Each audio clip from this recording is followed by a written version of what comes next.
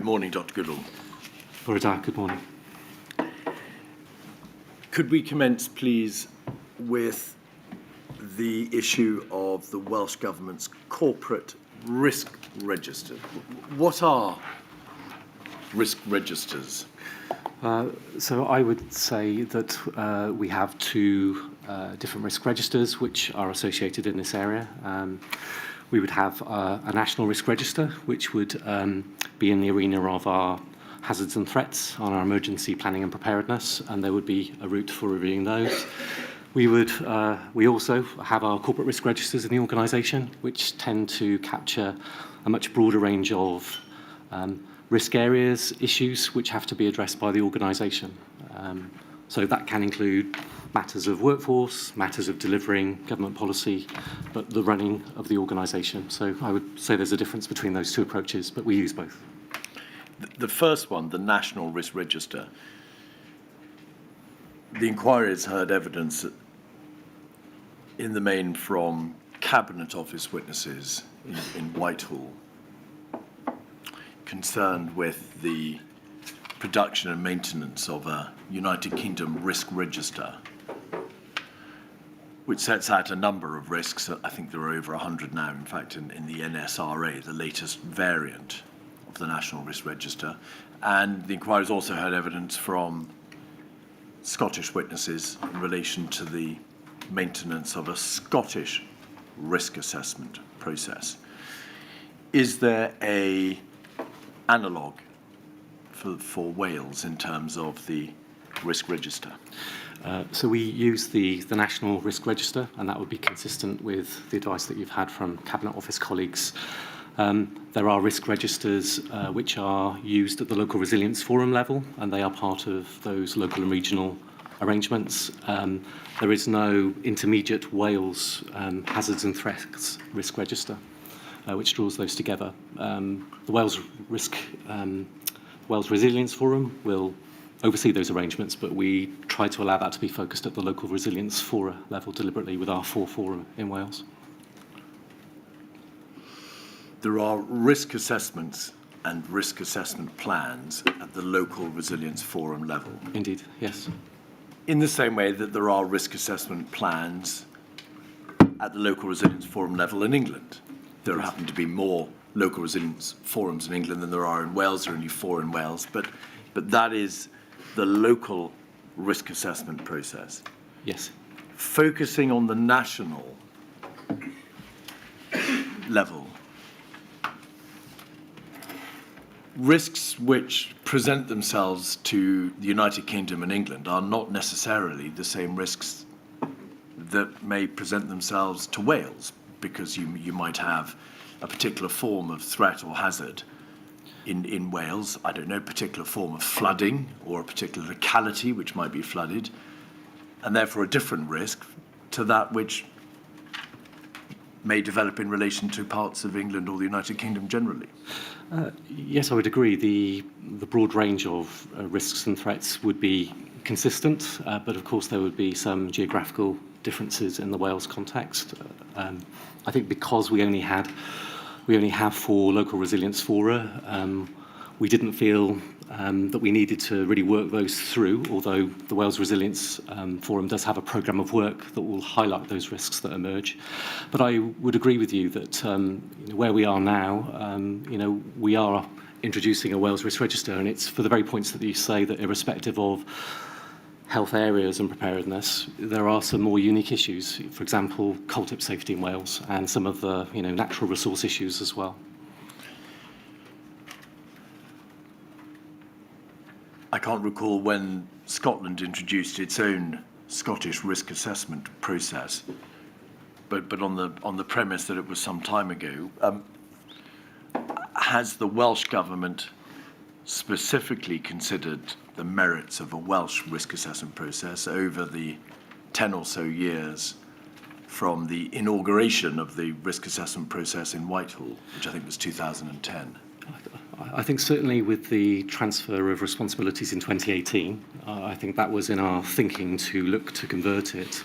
But in some respects, we were not looking to, at that point, duplicate some of those UK-wide areas, because it felt that they were providing the appropriate backdrop to the hazards and threats that we were facing at that time.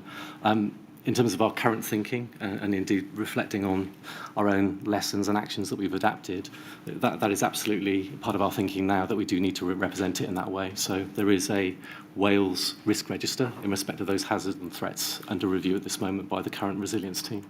You refer to thinking. Is there any guidance or paperwork to which we may refer ourselves where this issue has been specifically considered by the Welsh Government? I would have expected that as we absorbed those responsibilities in 2018, it would have formed a pattern of work to review, not because that was being pressed at that time, but the reality was in 2018, our resilience attention had just switched, and we weren't able really to discharge some of those early expectations from sector assurance plans. So there is no documentation as such, but I know there had been some thinking over that previous time, relying on actually the individual risk assessments that came up from the local resilience forum. And I said that was translated in document style into the programme of work for the Wales Resilience Forum.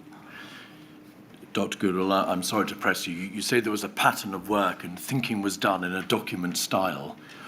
Was a document drawn up in which the issue of creating a Welsh risk assessment was debated? No, I'm just reflecting that there was no document at that time. Right.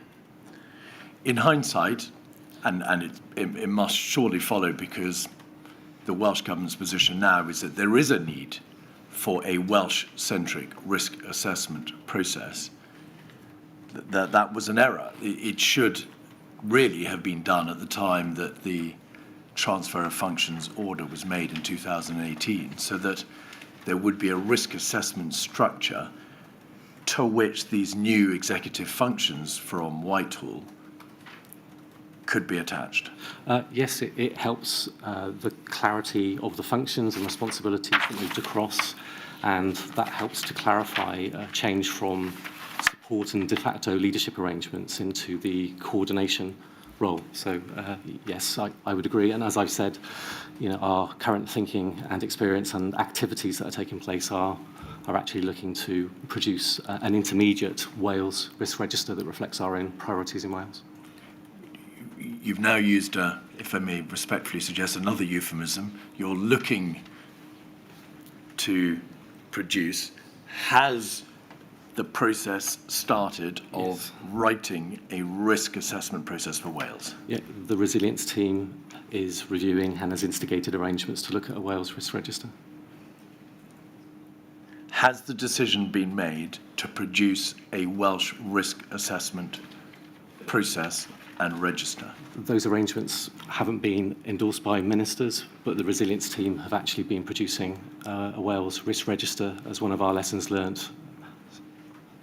Has that team made a decision on a piece of paper saying the time has come to seek ministerial approval for the creation of a risk assessment process for Wales? The team has not done that in line with your wording, so no. So that's the first part, the national risk assessment process. The second part, to which you made reference, is the corporate risk register. Indeed. Is that process in existence because the government, the Welsh Government, like commercial entities and other government bodies, is required to assess what risks may face that particular entity, the Welsh Government, and obliged to identify the steps that are required to mitigate the risk, to ensure that the consequences that would normally flow from that risk developing can be addressed? Yes, in respect of Welsh Government as an organisation, and in respect of capturing the risks and issues that the organisation is facing itself, yes. Could we have, please, 128968? Is this the corporate risk register for the Welsh Government in July 2014? Yes, it is. If we could go to page 5 and row P5.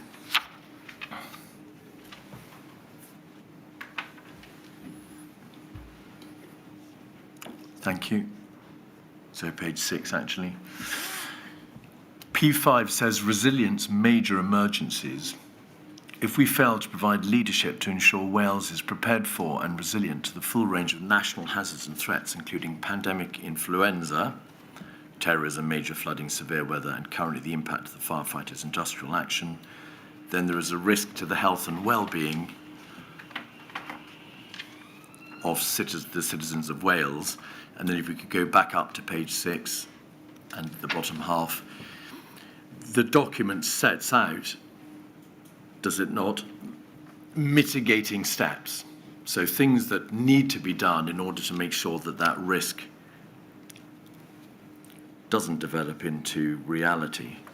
And the controls are comprehensive governance structure, links with responder agencies, liaison, investment in facilities and communications, emergency contact arrangements, the existence of a Pan-Wales response plan, ministerial agreement to strategies, in particular the 2011 document, and Welsh Government-led pandemic influenza group meeting. So all, I suppose, the various moving parts of the Welsh Government and what it's doing in relation to meeting the risk of pandemic influenza. Can you tell from this document, Dr. Goodall, what the overall view was of the state of those mitigating actions? So does the document tell you whether or not the Welsh Government believes that it has adequately addressed the risk by virtue of its mitigating actions? Is there a reasonableness or a critical review of the overall state of play in this document? It sets out the initial assessment of the risk, which is the score of 20. That scale runs up to a maximum of 25, and it provides the score on the right-hand side after those actions have been deployed, which, allowing for the actions that are set out under the control section, gives that a residual score of 12. So whilst they don't read across individually and directly to that number, they would be capturing in around a view that there was a sense of assurance about the actions that were taking place at that stage. And this would have been in the run-up to some of the exercise sickness type arrangements as well at that time. Can you tell from the colour coding on the right-hand side the degree of reasonableness of the actions that were being taken? So is this a category red, major risk, impossible to mitigate, or an orange risk, which is, that's all right, we've identified reasonable mitigating steps and we think the risk is now reduced, or is there some sort of other categorization? No, it would be your latter description, which it would be indicating that there was a view that those mitigating steps would have reduced the overall risk assessment score. To what sort of level? To an amber level. And what does amber mean? Amber means that need to keep it under observation, under consideration. It's not at the highest level of escalation for actions. All right. Can we now move forward, please, to the analogous entry for June 2019, just before the pandemic, 215558, please.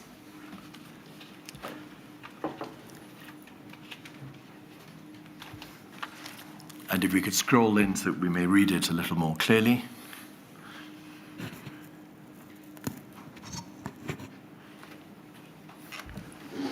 For quarter one, 2019 to 20, the risk is identified as a disruption event affecting people, places, finances, communications, and IT.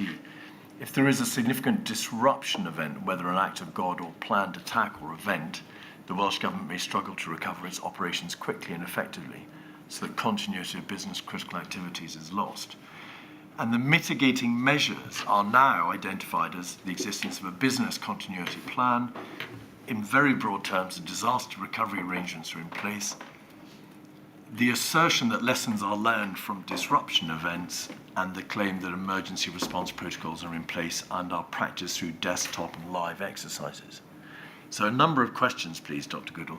Firstly, why has the identification of the risk become so much more broad and opaque by 2019? There is no specific consideration of pandemic influenza being a risk, and therefore no specific consideration of what mitigating measures might be necessary to meet that risk. Why was that? Yeah, so there was a change in the development of the corporate risk register from the earlier version that you showed as part of the evidence through to, I think it was 2016, 2017, when the risk register had been reviewed and set out more in the context of the specific issues that were relevant to the running and operation of the organisation. And this disruption event description was translated, therefore, into could the organisation reassure that it was able to instigate its own arrangements, so its own internal business continuity plans, that it was able to have disaster recovery arrangements for IT, and became more internally focused in respect of a smaller range of risks that were set out in the risk register at the time. From my personal experience, because I was the Director General for Health and Social Services, we had actually included pandemic flu and other health emergencies preparedness within the context of our group-based risk register. And I think rightly, whilst of course that would touch on some of those internal areas, because of our oversight of the system, we actually did need to make sure that we were covering off those pandemic flu risks in that arena, and they were consistently described in there. But there was a shift in the corporate oversight and the way in which the risk register was put together. So this is, can we set up the emergency coordinating centre? Do we have a rota in place? Do we have our own resilience plans internally? And looking at it for the internal operation of the organisation. I'm sorry, Dr. I don't follow. Wouldn't a corporate risk register always focus on the operation and running of the business with specific issues relating to it?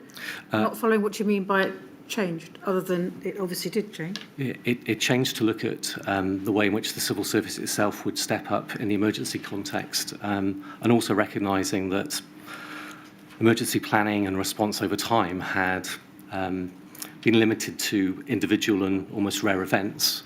We'd seen a pattern of requiring our contingency arrangements to kick in much more often and using our internal coordinating arrangements.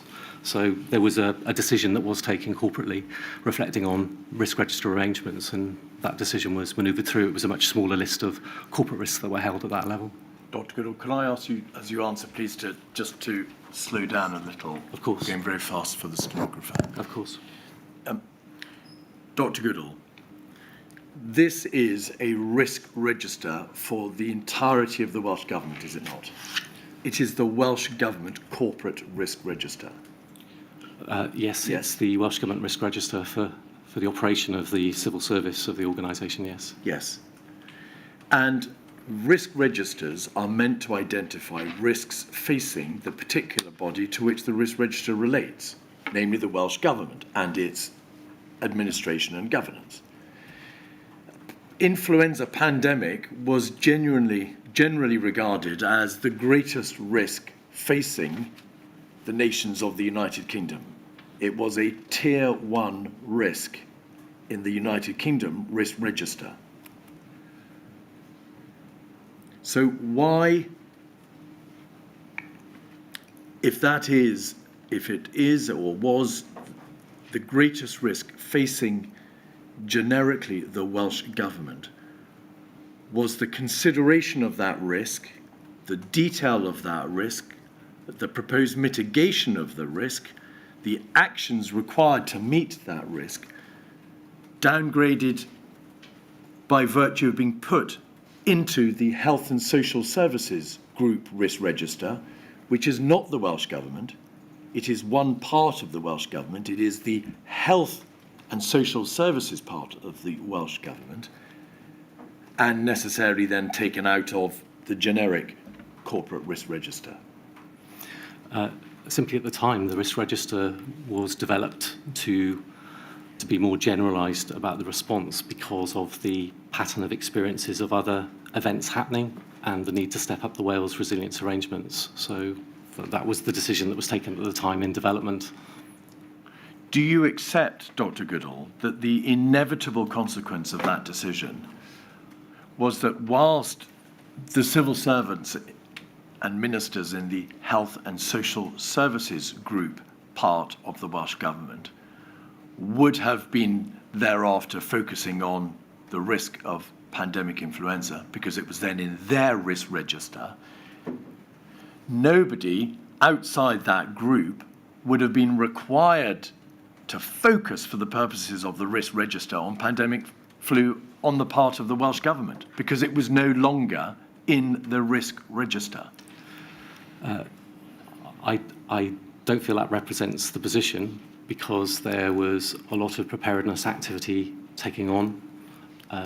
I know that Cabinet received updates in 2018 and in fact had instigated sector resilience plans from all of the sectors in Wales which were explicitly on pandemic flu, and that would have reflected the seriousness and the high level of risk associated with it. But there is a danger in looking at the risk register that whilst it covers a series of individual areas, that you would lose some of that expectation within the organisation if you weren't able to report up those concerns from the health group. I agree.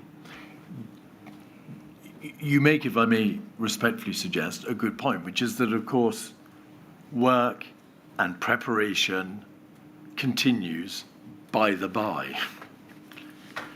But would you agree that if you take out of a formal, quasi-legal document, which is designed to ensure that the leaders of the Welsh Government focus on the greatest risks which face the government as a whole and the people of Wales, there will inevitably be a tendency to take your eye off the ball because nobody is saying, right, what must we do? Our own risk register says this is the greatest threat that we face, or a hazard that we face.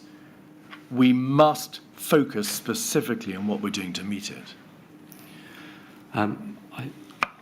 I'm concerned that it is possible that organisations would shift their attention. I would hope that the manner in which we continue to focus on the hazards and threats and that risk profile in terms of the oversight of the Wales Resilience Forum would have kept that attention.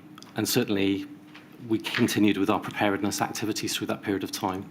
And of course I had the opportunity to raise any additional concerns from the Health and Social Services Group perspective because we were overseeing those arrangements within the detail of those plans as well, where pandemic flu did feature. Mr. Vaughan Gething, who was firstly Deputy Minister for Health and then subsequently until the 13th of May 2021 Cabinet Secretary for Health, Wellbeing and Sport, has provided a statement to the inquiry in which he says this: preparedness was not a particular focus of interest or concern in government, the Senate or outside, and I don't remember any significant questioning on the topic either in government, the Senate or in the media or elsewhere. And elsewhere in his statement he says preparedness had not featured prominently before in my work. That changed when I had a part in exercise sickness. That would tend to suggest, Dr. Goodall, that at a high general level, whilst individual parts of the Welsh Government were getting on with doing what they felt they needed to do for preparing the Welsh people for the Tier 1 risk of a pandemic influenza, there was an absence of particular focus by the government on preparedness. Would you agree? I know the Minister was very personally involved in exercise sickness, but we would have taken some confidence in, at that point, the moderated scores. But I note the Minister's statement, and we would have raised those issues with the Minister if we had had significant concern about our response and preparedness at that time. But I know that he obviously had reflected, given his involvement in exercise sickness, about its significance. Had the risk rating for disruption events, including pandemic influenza, gone up between 2014, the first chart we looked at, and 2019 to 20? The overall risk rating and whether or not the risk had been mitigated. The overall risk score stayed at the same very high level. And what about the risk score after the mitigating events are taken into account? The mitigation score had dropped from 12 to 8, and as I said, we had used that more in terms of the internal triggers for business continuity. So there was a different assessment but the score had gone down from 12 to 8. What does that mean, that the score had gone down from 12 to 8? It means that in respect of the mitigations and that more general view, there was a view that those areas would give a degree of confidence about the responsiveness of the organisation and the triggers that we'd utilise internally in the organisation. May we be clear, please, Dr Goodall? The reduction from 12 to 8 signified an appreciation or acknowledgement by the Welsh Government that the mitigating features, the measures it had identified to meet that risk, were no longer as effective as they had been in. Is that not right? The score here would mean that there would have been more confidence that the arrangements were working. That would have come back on experience of instigating some of these arrangements like disaster recovery over that previous time. So it's a lower residual score. It was at that time showing a high level of assurance. The risk has gone down from 8 out of 25, as it was. The state of preparedness has got better according to this risk register. Indeed, yes. It had dropped from 12 to 8, yes. And was that in part because further actions were identified as having been, or actions were identified as having been put into place, a business continuity plan, generically disaster recovery arrangements were in place, lessons were being learned, and response protocols were in place? Is that why the overall risk had gone down? Because those things were being done? Yes, it was. And also, as I say, because of that broader use of it as being the internal trigger rather than a cross-Wales trigger. But the reality was different, was it not? Because, as you agreed yesterday, the major civil contingencies planning documents, the communicable disease plan, the 2011 strategy, the Health and Social Services Group pandemic influenza response plan, none of them had been updated since 2014. The transfer of functions order in 2018 had taken place, but the Welsh Government did not have the full resources, the capacity or the structural system to be able to accommodate those changes of executive function. Not all the recommendations from Exercise Cygnus or Taliesin had been implemented. And the work streams that did take place throughout 2018 and 19 were significantly interrupted by Operation Yellowhammer. So how can those control or mitigation measures have been properly advanced as a reason for mitigating the overall risk? Yes, in hindsight on those scores, with the experience we went through, that residual score, despite those broader areas, should have been higher, but it wasn't at the time.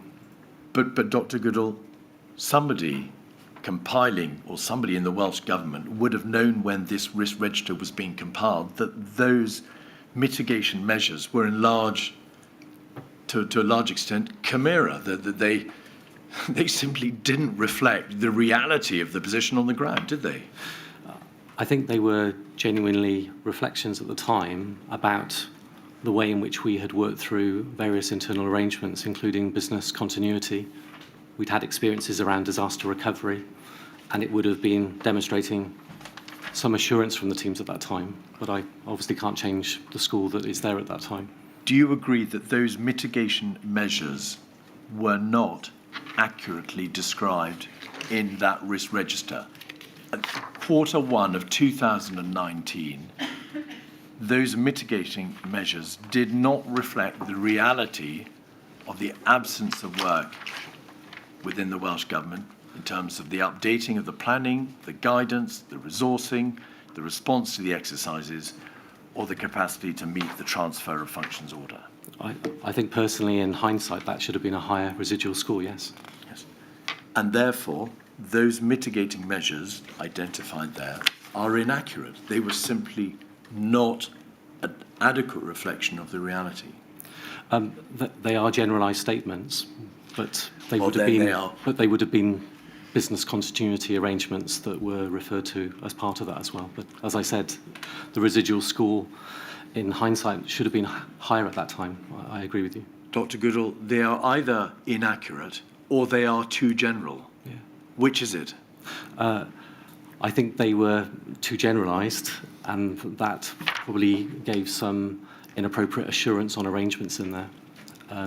Within the Health and Social Services Group Plan, we were able to highlight some of the higher level of actions that were taking place on behalf of the sector.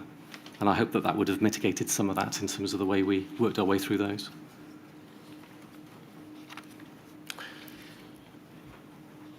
Briefly turning to some of those plans and the guidance, do you agree that the 2011 strategy, the UK pandemic influenza strategy, was not updated before the pandemic struck, insofar as Wales was concerned, and that as it happened, doctrinally, strategically, it contained, as the evidence now very plainly establishes, a number of flaws? Would you agree with that proposition? I agree it wasn't updated, and I do agree, given the emergence of novel coronavirus pandemic, that there were a number of assumptions in there that directed us to not plan for a range of areas, and that might have included mass gatherings, non-pharmaceutical interventions. We would have been reliant more in a pandemic flu response for a series of opportunities to treat, to vaccinate, to use antivirals, almost as an initial response, and we simply didn't have that within the coronavirus response. But I do agree that there were a range of areas in there which were not looking to contain mechanisms, and therefore more focus on those non-pharmaceutical interventions would have genuinely helped in the response. And were all the pan-Wales or Wales-centric health emergency pandemic influenza-related guidance documents all similarly tainted by that strategic error? So but presumably the 2011 strategy, which was a UK document, was looked at by the Welsh Government, which would then rely upon it for the purposes of drawing up its communicable disease guidance, its health and social services group pandemic guidance, its civil contingencies guidance, its Pan-Wales response plan, and so on. But they were all drawn, weren't they, strategically from that original single United Kingdom document? Yes, the UK document directed and was the framework that we all worked within. It set out the strategy, and that would have translated through. It would have been different with some of the arrangements like the outbreak plan for Wales, because given the particular focus there would have been a focus on containment rather than the pandemic flu principle, which was an expectation that it would get to a level of community transmission. And therefore, because the 2011 strategy failed to recognise, through the inherent unpredictability of respiratory viruses, that there may be a non-influenza catastrophic outbreak with different incubation periods, different transmission levels, different viral load impact. None of those issues or the associated countermeasures that might have been drawn out to deal with those problems were addressed in any, as with Scotland, Pan-Wales documentation. Yeah, there was a strong focus on beyond the detection and assessment stage to be able to use in a pandemic flu context treatments and antivirals and to deploy those, and that was unavailable to us with the coronavirus pandemic. On the updating of documents that you raised, we did update the Pan-Wales response plan in 2019. We updated the health group response activation in 2019 as well. But it would be right to say that even if we had updated the plan back in 2018, I don't feel that those underlying principles would have necessarily changed at that point. And of course, even if we had updated them in Wales, we would have updated them again because of a UK set of changes. whatever the variants, whatever the updates, they were still harnessed to that strategic yoke from the original document. Indeed. And the inevitable consequence of all that wasn't it, that in the early weeks of COVID, and I refer now to a statement from Mr. Kilpatrick, it became absolutely apparent that the model which had to be drawn up from scratch in the early days of February and March 2020 simply didn't align with the Public Health Wales Communicable Disease Outbreak Plan, which of course was the sole plan that Wales was relying upon for dealing with a communicable disease outbreak. It just didn't help them at all. Yeah, the outbreak plan would have tended to have been focused on outbreaks in a more local setting and would tend to be discharged within the local resilience fora setting. And obviously the translation to a national level would have been something different. Certainly in reviewing the infectious diseases emergencies plan for Wales, that also was not really focusing on the broader sort of societal issues that were under review by the UK pandemic flu plan, and that equally would have needed us to step in differently at that kind of national level.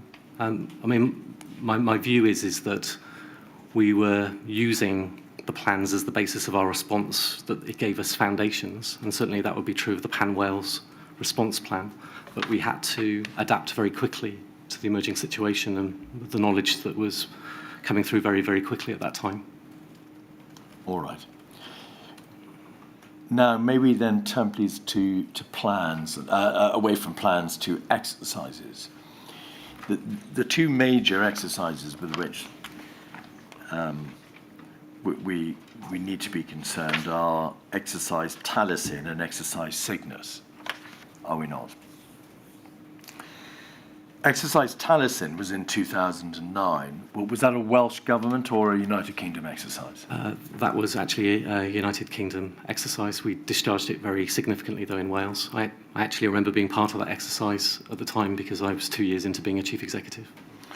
And was that an exercise which took place contemporaneously with the swine flu outbreak, and therefore was able to pick up some of the lessons that were learned necessarily from the outbreak itself?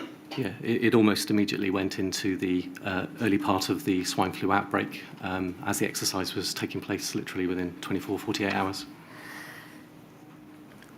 Could you describe for us, please, the width of that exercise, how significant it was in the general pantheon of exercises? Because it was in two parts, I think. That the first part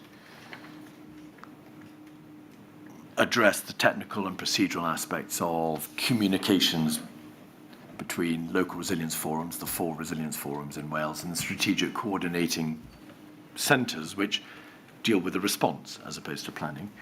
And the second part of the exercise appears to have been, and it took place on a single day, with examining the strategic decision-making of the strategic coordinating groups. So it appears in general terms to have been addressing the mechanics and the working practices of that lower level in the civil contingency structure, the local level. Is that a fair summary? Yes. At the time, I was a local health board chief executive and would have had involvement in those arrangements and through, my organisation at the time. But yes, it was looking to test the resilience of those local agency relationships and absolutely in the context of the local resilience fora structures as well. Of course, that was up through the coordination mechanisms up at the Welsh level as well. So the exercise didn't address directly the workings, in fact, of the central Welsh government. So the workings of the cabinet of the First Minister or the directorates, including health and social services, or that part of the government. But of course, they were the bodies that would receive whatever information was coming from the local resilience forums and the strategic coordinating groups. Well, I would say, and I think they were absolutely focused on ensuring that those local resilience arrangements worked, and responder organisations were part of it. But in the context of working in Wales, the structures would have come together at the national level as well, and there would have been involvement at that time from the Health and Social Services Group, its equivalent. Could we have, please, 128976, which is the report from that exercise?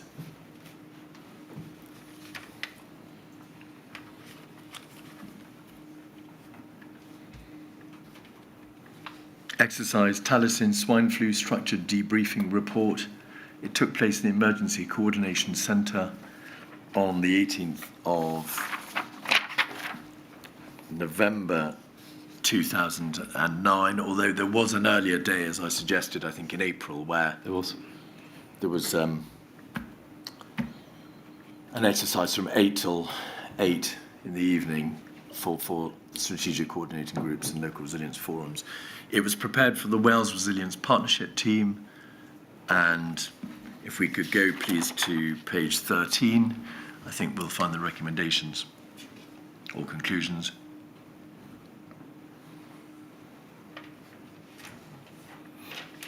If we could scroll back out, please.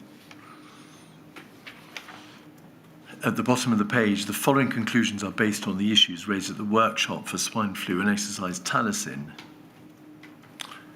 In spite of pandemic flu being known as the highest risk, and with considerable investment being made in recent years to ensure that the United Kingdom is prepared to cope with such an event, a number of gaps were exposed in plans which need to be addressed ahead of a more serious pandemic. These issues in particular are,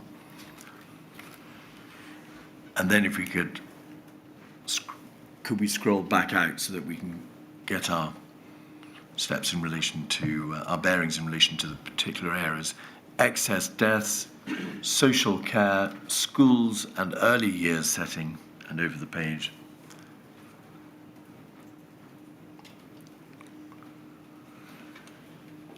Information gathering, cultural approach based on the worst case scenario, and overall the response to swine flu did not fully test the plans in place. So there were some quite serious issues arising out of exercise Taliesin on the areas which I've identified. To what extent were those areas still the focus of concern at the time of exercise Cygnus, held in Wales, for Wales alone in 2014, 4 years later? So were all these issues addressed, or did they continue to pose concern by the time of Cygnus? Yeah, whilst actions had taken place on those areas, looking at the list, I haven't got the whole list in front of me at this stage, but there were still concerns expressed about clarity of school closure proposals. As I've already indicated, that is something that would also go back to some of the founding principles of the 2011 pandemic flu strategy. The social care, responsiveness and capacity in there, albeit that there would have been actions aside from emergency planning that we would have undertaken to have an understanding of capacity in social care. It's not line managed like the NHS, so it's a different flow of information. And on the excess deaths, whilst I know that there was work that took place at that time, it still seemed that with exercise Cygnus, we still needed to provide clarity. And a lot of that was around the changing assumptions or the challenge to some of the assumptions about potential deaths as well. So I think that was always a point of modelling that seemed to be asking for more assurance in the system as well. And that was repeated for exercise Cygnus. If we look at the Cygnus recommendations, they're in 107136. This is the recommendation document that came, as I've suggested, from that first part of exercise Cygnus. When the United Kingdom adjourned, delayed its own exercise Cygnus, Wales went ahead with its part of Cygnus in 2014. And we can see that the first paragraph refers to the fact that a Tier 1 UK exercise was meant to be held in October 2014, with 3 phases. There were initially 11 local resilience forums scheduled to participate in England. They didn't, of course, because that was put off, while Wales had all 4 of its local resilience forums agreeing to take part. If we could scroll back out, please. Strategic objectives were identified, and then exercise play, the workshop is identified, and then right at the bottom of the page we can see that the main cross-government element scheduled for the week commencing 13th November was postponed. Could we then go to page 2, please? Exercise outcomes. A number of issues were raised dealing with excess deaths, so that was still an issue by the time of exercise sickness, as you've just rightly acknowledged. Communication, information demands and situation reporting needs to be centralised to reduce duplication. There needs to be consistency of messaging across the board.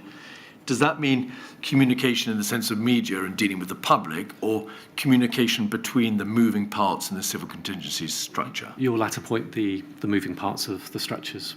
That's an important issue, is it not? It's an important issue. If they don't communicate, then the system isn't likely to perform very well in terms of responding to whatever emergencies present themselves. Indeed, that's true. And whilst different arrangements require different data flows, the importance of having enough data, but also making sure that there is enough time to be acting on the back of that evidence and data as well.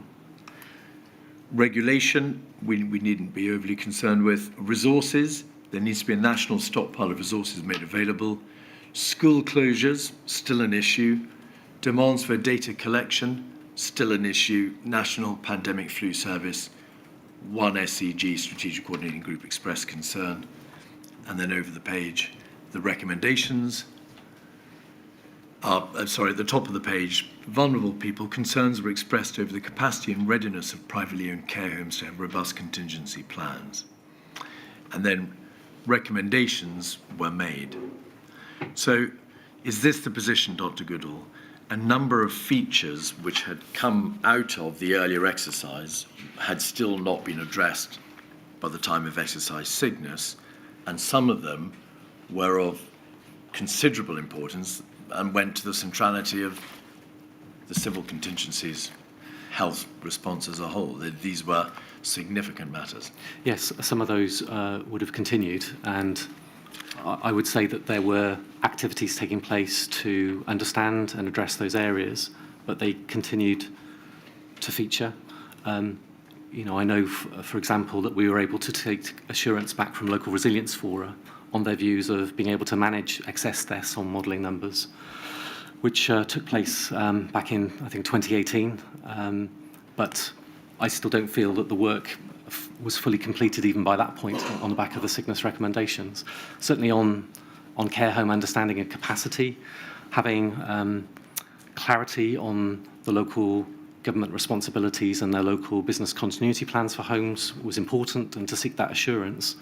But at the national level, and this for me was beyond just the emergency planning response, we did need to have more understanding of simple issues like the numbers of beds available across Wales. So in my Director General role, we did commission an exercise to understand that capacity, just to try and have a similar understanding to the way in which we would use some of our NHS data as well. But it was still not to full resolution, I agree. The issue of the capacity of the adult care sector to cope with the demands of a pandemic was perhaps the most significant failing identified at the time of exercise sickness in 2014, was it not? Yes, I would agree that that was still an area of concern. It was the most significant area of concern because it directly went to matters of life and death in the care home sector. Would you agree? Indeed, and it was a serious issue for local authorities and their discharge of their responsibilities, and it was important to keep that focus up. As I said, it's why we wanted to have a broader understanding of those numbers. In 2016, the delayed United Kingdom exercise took place, and it was an exercise which Wales participated in because the original exercise sickness in 2014 had only been fairly limited, hadn't it? And therefore, it was obviously desirable that the Welsh Government took part in the adjourned exercise in 2016. Yes, I agree. And the recommendations from that, insofar as Wales were concerned, were contained in a document, a Wales debrief report, 128979.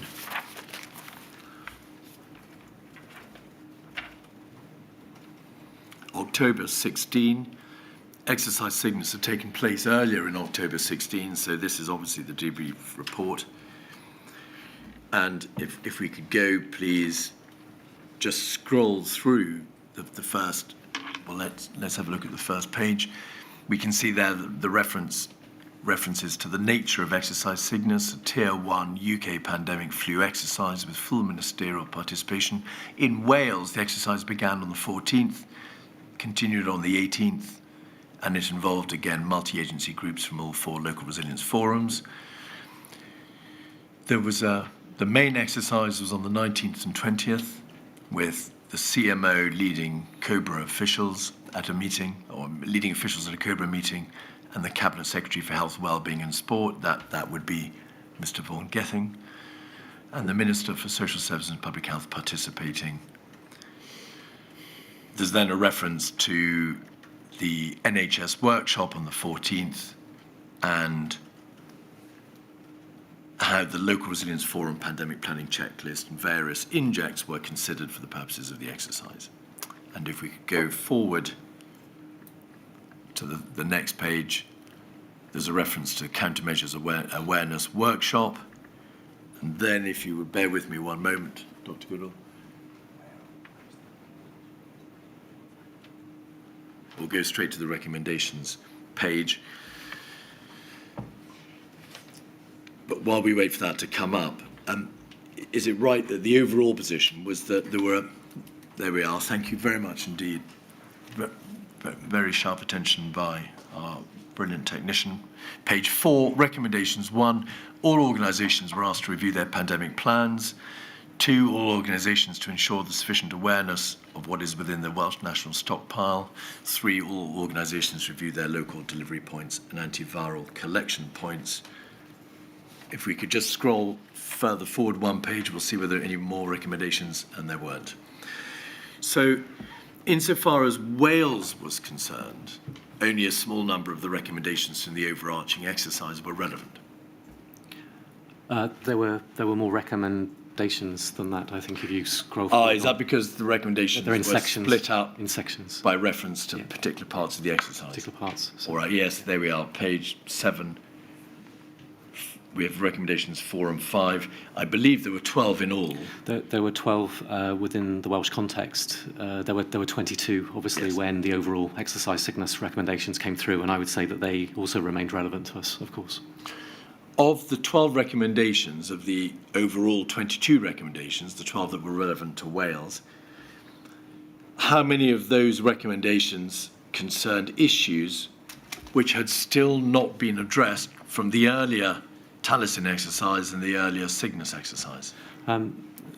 Because of our particular use of this exercise, we hadn't quite gone into all of those arrangements in that way, but certainly the broader exercise Cygnus recommendations and the 22, they would have continued to show some consistent concerns that even if plans or activities were taking place, they still hadn't come to the best outcome that would give resilience in those arrangements as well. So we took the Wales recommendations and drew them into the exercise Cygnus recommendations just for ease of access.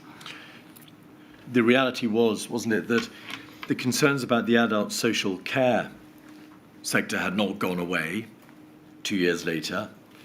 The communication issue had not gone away. But in addition, by the time of the exercise Cygnus report in 2016, there was then additional concerns being expressed about countermeasures, the stockpiling. Is that correct? There was a wish to understand the level of provision that had been made to have assurance on those countermeasure arrangements, but as part of the Welsh response at the time, we had particularly wanted to test and exercise that. So it didn't mean that we didn't have stocks or countermeasures in place. It was just making sure that they were going to be appropriate for the modelling data that was emerging through exercise sickness as well. So that was an intention for us to try and focus particularly on those countermeasures. And was it at that point that the Welsh Government set up the Wales Pandemic Flu Task and Finish Group, about which you debated the merits of which with my lady yesterday? Was that the Task and Finish Group that was put into place to try to address such concerns as were coming out, finally out of exercise sickness in 2016? Yes, they were the practical arrangements, and of course we reached out to the UK pandemic flu arrangements as well, and were observing and part of those arrangements and participating.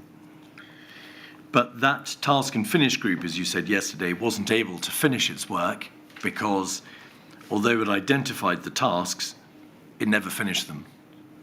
And also, as I said yesterday, we ended up moving our resilience activity and focus onto other matters. On the exercise sickness arrangements, 15 of the actions were completed. 7 of them were still not marked as complete and under consideration.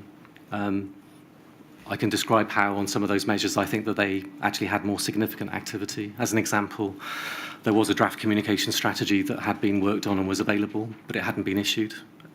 We had worked through a draft extreme surge guidance plan, but at that point it wasn't issued. It was only in draft and under consideration. So there were a number of areas that we hadn't finalised or completed, as I said yesterday. It may be thought, Dr. Goodall, that in the event of a disease outbreak and a pandemic, 2 of the most vital concerns would be the ability to surge your provision of health services, and a second would be your ability to be able to provide adequate care and resource to vulnerable people, particularly those in the care sector, in order to be able to deal with the terrible consequences of a pandemic. It was those 2 areas, the surge planning and the guidance and the arrangements for the protection of the adult social care sector, that were not addressed by the Task and Finish Group after 2016, even though those were areas which had been flagged up as long ago before as exercise talisman. Correct. Whilst the extreme surge guidance hadn't been issued, it was available as a draft, and ultimately we were able to use that when we were responding very quickly to the coronavirus pandemic. But as I indicated, it wasn't issued. In respect of the care home resilience arrangements, it was really important to maintain a focus on those arrangements, absolutely, and to make sure we were able to take assurance from the sectors and the systems reporting into us. In addition to this incomplete task and finish process, did the Welsh Government, following something called the Pollock Review a few years before, which had been a review specifically commissioned to address why it was that lessons weren't being learned from reviews and inquiries, set up something called the Joint Organisational Learning Strategy, a body called the Wales Learning and Development Group, and then ultimately the Wales Pandemic Flu Preparedness Group, to also look into why learning was not being properly put into place following exercises.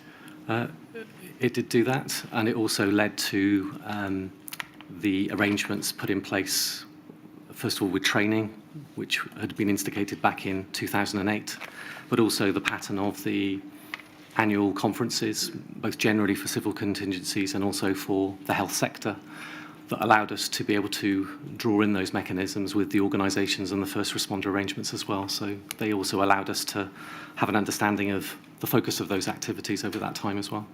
But that additional, and I'm sorry I've described it repeatedly as labyrinthine process, itself wasn't able to ensure that all the recommendations and the learning from the various exercises were put into place, was it? No, as I said yesterday, there were actions that were incomplete. And in particular, as a result of resourcing problems, we looked at this through Sir Frank Atherton, the strategic decision taken to await work from Whitehall before getting on with doing work in Wales on the pandemic flu preparedness group work streams, and also because of the diversion of attention away from civil contingencies planning towards the necessary preparations for a no-deal EU exit, those work streams were never completed. Yes, you're right, and we obviously talked about Operation Yellowhammer yesterday and the way in which it needed to take resources within the organisation, although that did give us some insight into sector resilience plans more generally as part of that process. Standing back, in relation to the areas of concern expressed after Cygnus, one of the key issues during exercise Cygnus was, as I've suggested to you, healthcare demand, the surge in demand for critical care. That work was still being finalised in 2018, but it never reached fruition, did it? It was still in draft at that time. There had actually been guidance issued on critical care surge earlier, I think back in 2012. It was never updated, was it? It wasn't, no, I do agree with that, although it had been worked on with colleagues and experts within that particular system, but I agree that it hadn't been updated by that point, but there was critical care surge guidance.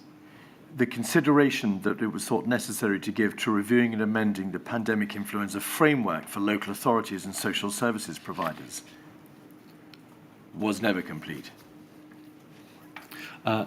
It wasn't completed, but we did, through our resilience arrangements, take assurance from local resilience fora on their preparedness and also from local authorities as first responders on their arrangements. So there was an assurance link through to whether those organisations felt that their plans were sufficiently resilient or robust. There was no national resilience structure, assurance structure put into place in the way that there is in England and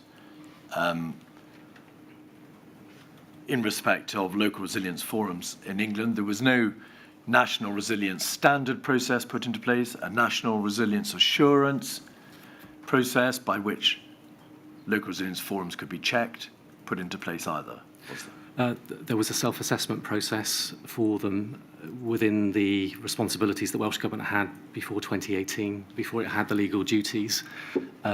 It didn't have the performance and assurance role, but from 2018, it would have allowed us to start discharging those assurance roles, and there was a sector resilience assurance exercise that was undertaken in 2018, and it was in the context of pandemic flu. Was there any non-self-assessment, any external assurance process for checking the validity, the worth, the merits of the plans that were being put into place to deal with the pandemic influenza? It was generally a self-assessment process for LRFs and also for individual organisations. We had used some peer review examples where Welsh Local Resilience Forum would look at each other's progress and make assessments.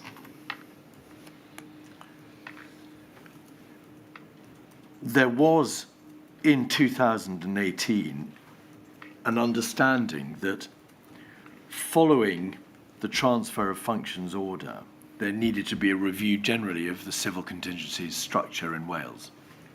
Is that correct? Yes, I agree. We needed to understand how we were going to properly and fully discharge those responsibilities.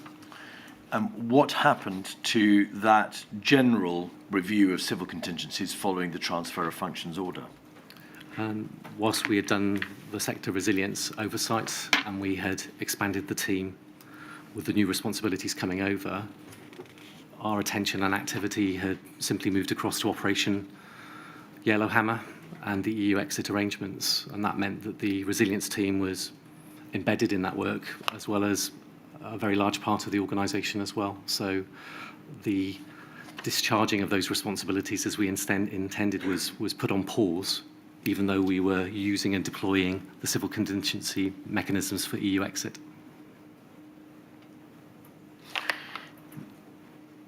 The inability to carry out that review, of course, an inability which existed prior to Wales being struck by the pandemic has been described by one of your own ministers as extremely disappointing. You've seen the reference in Mr. Kilpatrick's statement.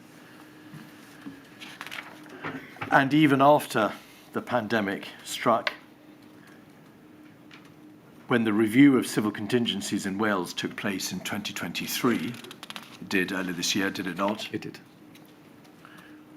Did it then become apparent that there were still flaws in the civil contingency system, in particular in relation to leadership capacity, effective and continuous training and exercising, a system for the systematic capture of lessons from exercises, the need for an establishment of minimum standards for competency, skills, qualifications, training, and development? Yes, indeed, they remain the themes in those areas, and that work is underway to make sure that they are resolved. There is a system that captures the lessons learnt now, which is held at an all-Wales level by Public Health Wales, and that is a new introduction since 2017. But we do need to make sure that we embed those arrangements and deal with the actions as well as the culture and behaviour around those issues as well. So, Dr. Goodall, would you agree that given that many of those issues had been raised consistently, continuously from 2012 onwards, that is an egregious example of locking the stable door after the horse has bolted? We've had to learn many lessons and adapt, and we need to ensure that we keep addressing the issues from our planning and also from our recent experiences as well. I have no further questions. My lady, you're given permission for 3 areas of questioning to be advanced by COVID-19 Bereaved Families for Justice, Cymru. Thank you.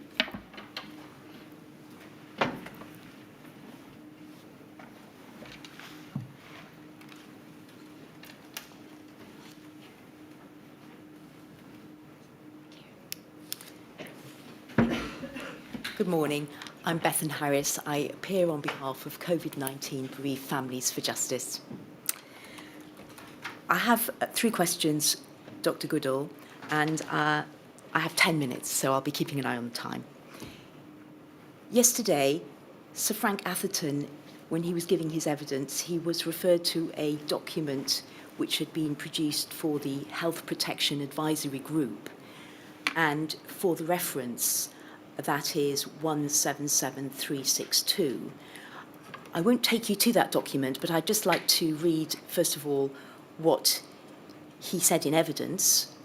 He was taken to the document and it was introduced to him as a paper prepared for the committee, that's the Health Protection Advisory Group, in July 2019, 6 months before the pandemic struck. And the document contained within it this statement: the current microbiology/infection services in Wales are fragile and are struggling to deliver on a day-to-day basis the prevention, early diagnosis and frontline support that professionals and the public require. He was asked whether that was not a major concern, and he agreed it was a major concern. I'd like to ask you about a document that you've referred to in your witness statement that you've exhibited. If it could be brought up on the screen, please. The number is 177552. You've referred to it in your 3rd witness statement at paragraph 128. And hopefully that can be brought up on the screen. Thank you. I think it's there. This is a ministerial advice. You see it, Dr. Goodall? Yes, I can. Thank you. Thank you. And it's addressed to the Minister for Health and Social Services. It's dated the 2nd of September 2019. Subject: strengthening and improving the National Health Protection Service in Wales. Box 1, what is the issue you're asking the Minister to consider? This advice summarises the current health protection challenges faced in Wales and sets out the investment needed to meet this challenge and to strengthen and improve our National Health Protection Service. And then it goes on to refer to the actions that are being recommended, which are to increase the revenue that's necessary, and indeed we heard Sir Frank Atherton refer to the request for additional revenue in this area when he gave his evidence yesterday. I'd like to refer you to what is stated with regards to the context, which is on the next page. If we could kindly go to that on the screen, please, headed Advice. For context, what is the situation that has led to this advice? First of all, the recent terrorism incident in Salisbury is referred to, uncertainties caused by EU exit, growing threat posed by antimicrobial resistance, increased threat of high-consequence infectious disease such as Ebola, and then goes on to refer to international domestic events, demonstrated fragilities in all the respective national health protection services operating within the UK, which the responsible authorities in all 4 nations are seeking to address. Then it goes on to say, response to these threats relies on the same physical and human infrastructure which is currently under pressure to deliver basic health protection services. Health professionals in Wales are not confident that they could at all times provide an effective response to high-consequence infections or other chemical and biological threats. The National Health Protection Service in Wales is fragile, and the service today is confronted by a number of challenges. These include, and then first of all it refers to a UK-wide shortages of trained staff, and then laboratory estates on many sites which are no longer fit for purpose. The next bullet point, the need for increased ward-based clinical services and services in the communities to support both infection prevention and antimicrobial stewardship. And then goes on to say, although microbiology is a shortage of speciality UK-wide, recruitment to Wales is particularly challenging when the laboratory estate on many sites is not fit for purpose, and a lack of investment in new technologies and redeployment of scientists means microbiologists are unable to spend time on frontline supporting professionals. I'm going to skip the next paragraph, and then finally, that health protection professionals in Wales consider that adequately resourced, there is much more they could contribute in the prevention, diagnosis and management of infection and in guiding prudent use of antibiotics. So that, as I say, is a document that you've exhibited. And what I'd like to ask you about is, first of all, do you agree that the document that I initially referred to, the one that Sir Frank Atherton was referred to yesterday, and this particular document in September 2019, they imply that there was a very real need to improve on infection prevention and control services in Wales at that time in 2019? Yes, I remember not just the document, but the discussion at the time. It was a very honest assessment that had come through that group, also on the advice and expertise of Public Health Wales, and it was really important that we were responding to those concerns about fragility, and the decision was made to support that. In fact, the previous year we had actually made some additional financial investment in Public Health Wales in this arena as well. And do you agree that in terms of pandemic preparedness and being prepared for the tier 1 risk that everyone across the UK, including in Wales, was aware of, that there would need to be capacity to meet a significant increase in need for infection prevention and control services? Yeah, yes, indeed. I mean, the NHS faces day-to-day pressures whilst it's discharging many activities and supporting its communities. The day-to-day pressures of the service, would need to have some resilience built in to be able to deal with those extra responsibilities as well. So yes, the existing service was under pressure, which was why we were addressing it, but we were also trying to build in some resilience into the system with the investment as well. And going to what I think you're saying, and I'll ask you to confirm, were the two of the main pandemic preparedness planning documents, I'm going to ask you whether they actually reflect the importance of infection control and prevention. First of all, if you can perhaps confirm that the Wales Framework for Managing Major Infectious Disease Emergencies, October 2014, was one of the main preparedness guidance documents that was current in Wales from 2014 onwards, right up to when the pandemic hit? Yes, it would have covered responsibilities and maybe not gone into all of the detail. Certainly the outbreak plan for Wales would have really dealt with some of the very specific issues in terms of discharging that at a local level. Yes, thank you. So that's one of the documents, and it's right, isn't it, that that document, the Wales Framework for Managing Major Infectious Disease Emergencies, you may be familiar with its content without me needing to take you specifically to the document, but I'd like to refer you to a passage in it, and it was indeed a passage that was highlighted yesterday, again in Sir Frank Atherton's evidence, paragraph 11.1. All hospitals need to establish ways of caring for large numbers of infectious patients on a scale outside their normal experience, including those requiring high dependency care.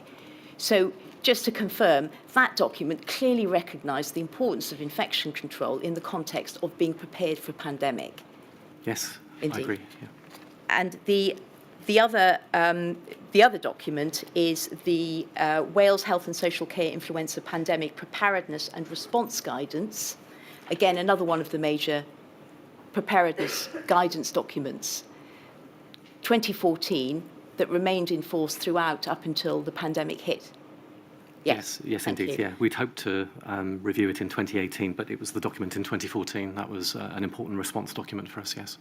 And that one referred to the meticulous use of infection control procedures being part of preparedness and part of what would be needed in the event of a pandemic.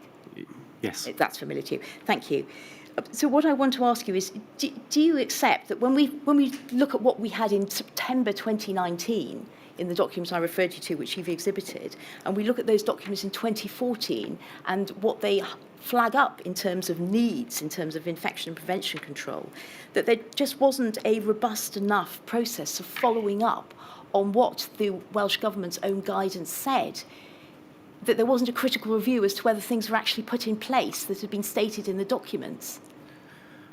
We would have worked with individual health boards in Wales who would have used their funding for a variety of areas. Public Health Wales, of course, would have made it its assessment, and when it came forward with its national plan, we were very happy to support it. I mean, certainly, and I speak from personal experience as a local health board chief executive, we had tried to ensure that new hospital builds were supporting an infection control outlook, including single room arrangements, for example. But that was not available to all of the estates. They were certainly possible with new build arrangements in Wales. But we would have worked with individual organisations on their proposals and plans, and they would have been able to make some local decisions on that infrastructure as well. Right. So you're saying things were done, but do you accept it wasn't enough?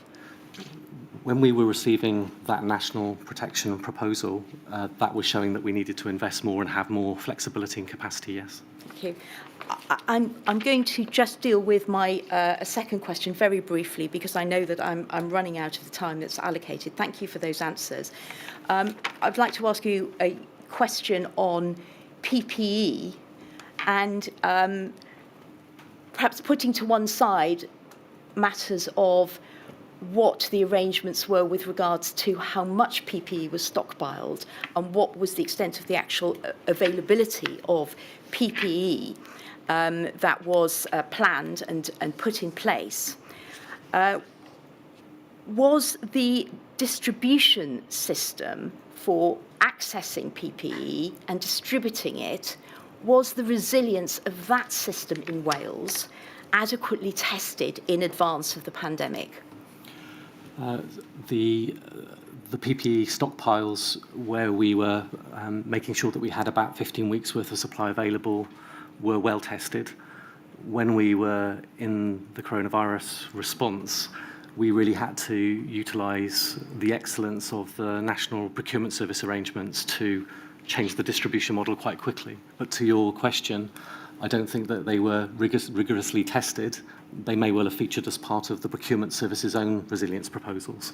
But certainly we adapted very quickly to ensure we could distribute the PPE out to at least the regional centres before they needed to go through to the frontline staff and services.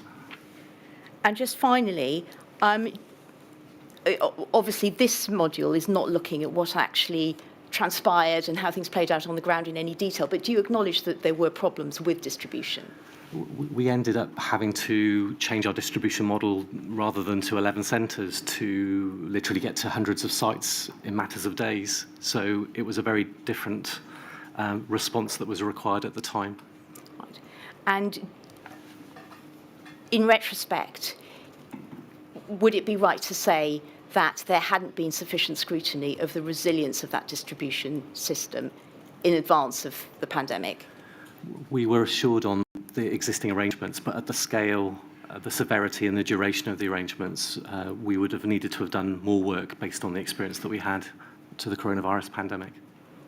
Thank you, my lady. Those are my questions. Thank you very much. My lady, I omitted to ask about one particular area, which I know has been a concern to my lady. The Concerning stenographer's been going for a long time. has. Is it important to deal with It's it? about the Chief Scientific Advisor system in Wales, and I wanted to ask two questions in relation to that, if I may.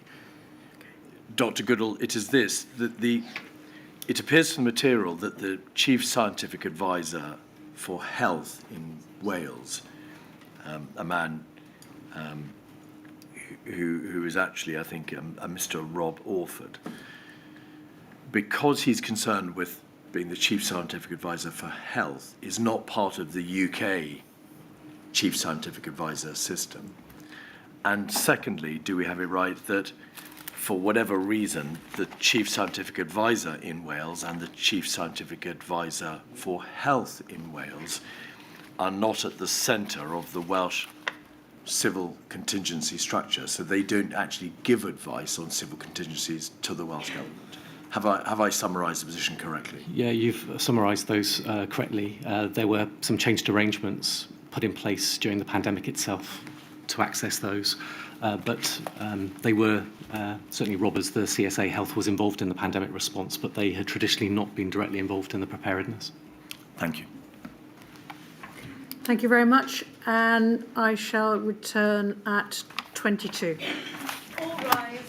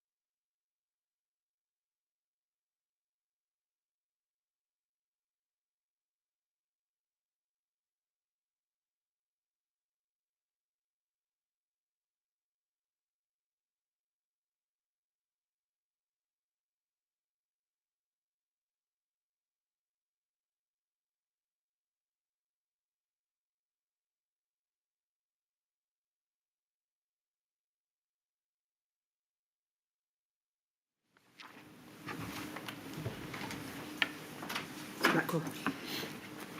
My Lady, may I please call Dr Quentin Sandifer, OBE?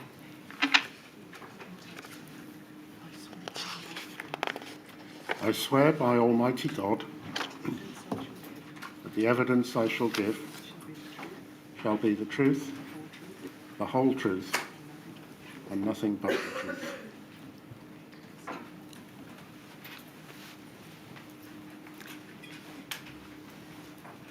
Dr Sandifer, thank you very much for the assistance you've so far given to this inquiry, and also thank you for coming to give evidence today. You have prepared a witness statement, which we see at 192266. Your signature appears at page 83.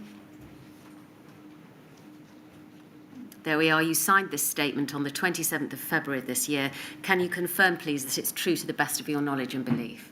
Yes. Thank you. And, my lady, may we have permission to publish it, please? Thank you. We can take that down. I'd like to begin by establishing through you, Dr Sandifer, the creation of Public Health Wales. It was formulated in 2009 by the Minister of Health and Social Services following a review of public health functions undertaken in 2006. Is that right? That's correct. Thank you. The functions of Public Health Wales are threefold. It provides data and science-based leadership, specialising in public health expertise and coordination and advice, and is a delivery of key public health services. Second, it works closely with public health boards, local authorities and other partners, including education and housing. And third, it protects and improves the health and well-being and seeks to reduce health inequalities. Is that right? That's correct. Thank you. The structure of Public Health Wales has a senior management team that has changed in certain respects since its incorporation in 2009. But the chief executive since 2014 has operated a corporate level business executive team structure where collective decision making at a corporate level is a key feature, in addition to each director having clear accountability and responsibility for a specific portfolio. Is that right? That's correct. And the second key role is that of National Director for Health Protection and Screening Services, Executive Medical Director, a title which was previously known as the Executive Director for Public Health Services, Medical Director. That's correct. And I held that latter title from October 2012 until December 2020. Thank you. And in your role as at executive level responsibility, which we'll go into in more detail throughout the course of your evidence this morning, is it right that you have now become a consultant advisor for pandemic and international health for Public Health Wales? Yes, following my retirement in December 2020, I returned in 2021 and undertook that contracted consultancy role on a part-time basis. Thank you. I want to turn to deal with the funding of Public Health Wales and to confirm with you, please, Dr Sandifer, that there are two main sources of funding for the organisation, funding from the Welsh Government and other National Health Service Wales organisations who provide remuneration for the provision of services delivered by Public Health Wales. That's correct. You tell us at paragraph 41 in your witness statement that in exercising its role and functions, Public Health Wales was not held back in any way by the funding made available by the Welsh Government, and that in your view there are no examples of insufficient funding curtailing the ability to fulfil Public Health Wales' role and functions in a timely manner in relation to the pandemic. Is that right? That's right. Public Health Wales funding increased dramatically from 2009 to 2010, when it was set at 41.5 million, to 152.9 million by the time we reached 2019 to 2020. What was the cause of that dramatic increase in funding, and why was it made? Well, the figure that you started with, the 41 million, reflected a half-year position because the organisation was established at the beginning of October 2009. The full-year figure, which is reflected in the 2010-2011 accounts, was around 81 million. The principal reason for the expansion in funding was partly as a result of some transfers of functions that were discharged in other bodies in Wales, transferring into Public Health Wales with the funding attached to those, and also in part as a result, likewise, of some service transfers. For example, our diabetic retinopathy service was transferred in from a local health board into Public Health Wales and brought with it a substantial amount of financial resources. And then there were some other additional investments made by Welsh Government during the course of the 10 years, including in health protection, but also in other areas like policy, research, international health development. Thank you. Can you confirm, for the purposes of for Public Health Wales is a Category 1 responder? Yes, it is. And so, as well as having health protection and microbiology responsibilities, it also had an EPRR function, didn't it? It did. And in terms of the allocation of budget for emergency preparedness, resilience and response functions, that increased from 2014 to 2015 and 387,000 to 2020 to 2021, £884,000. Can you explain why there was such a dramatic increase in that part of the budget, please? Yes. I think it's fair to say it's very difficult to tease out what exactly were the financial elements attached to EPRR because, of course, EPRR is a function delivered by the whole of the organisation and in particular from our health protection and microbiology services. But I do recognise those figures and the reason why there was such an increase is that following the Ebola outbreak in Wales in 2014 to 2016 and on the back of reviews that we undertook both to our emergency planning and business continuity arrangements, we introduced some changes in 2017-2018, including, for example, expansion of our emergency planning support workforce, the appointment of a lead manager, and all of those appointments attracted the need for further investment. Right. Did you think at the time, in 2014 to 2015, that the EPRR budget was sufficient? I think Public Health Wales discharged its EPRR functions within the resources available to it, but in doing so, at that time, it should be said that the EPRR function was located in our health protection team, and it is probably true to say that it was subsidised by the health protection service. Well, you tell us at paragraph 196 in your witness statement that the health protection services in Public Health Wales were underpowered. What did you mean by that? So that paragraph refers to our assessment of the initial phase of the coronavirus response. So if I could just summarise, perhaps to help the inquiry understand the pattern of investment. Between 2010 and 2019, there had been no budget cuts, and there had been an increase in both the financial resources and the workforce in the health protection and microbiology services, which is where most of the EPRR functions were based and from which they were delivered. Right.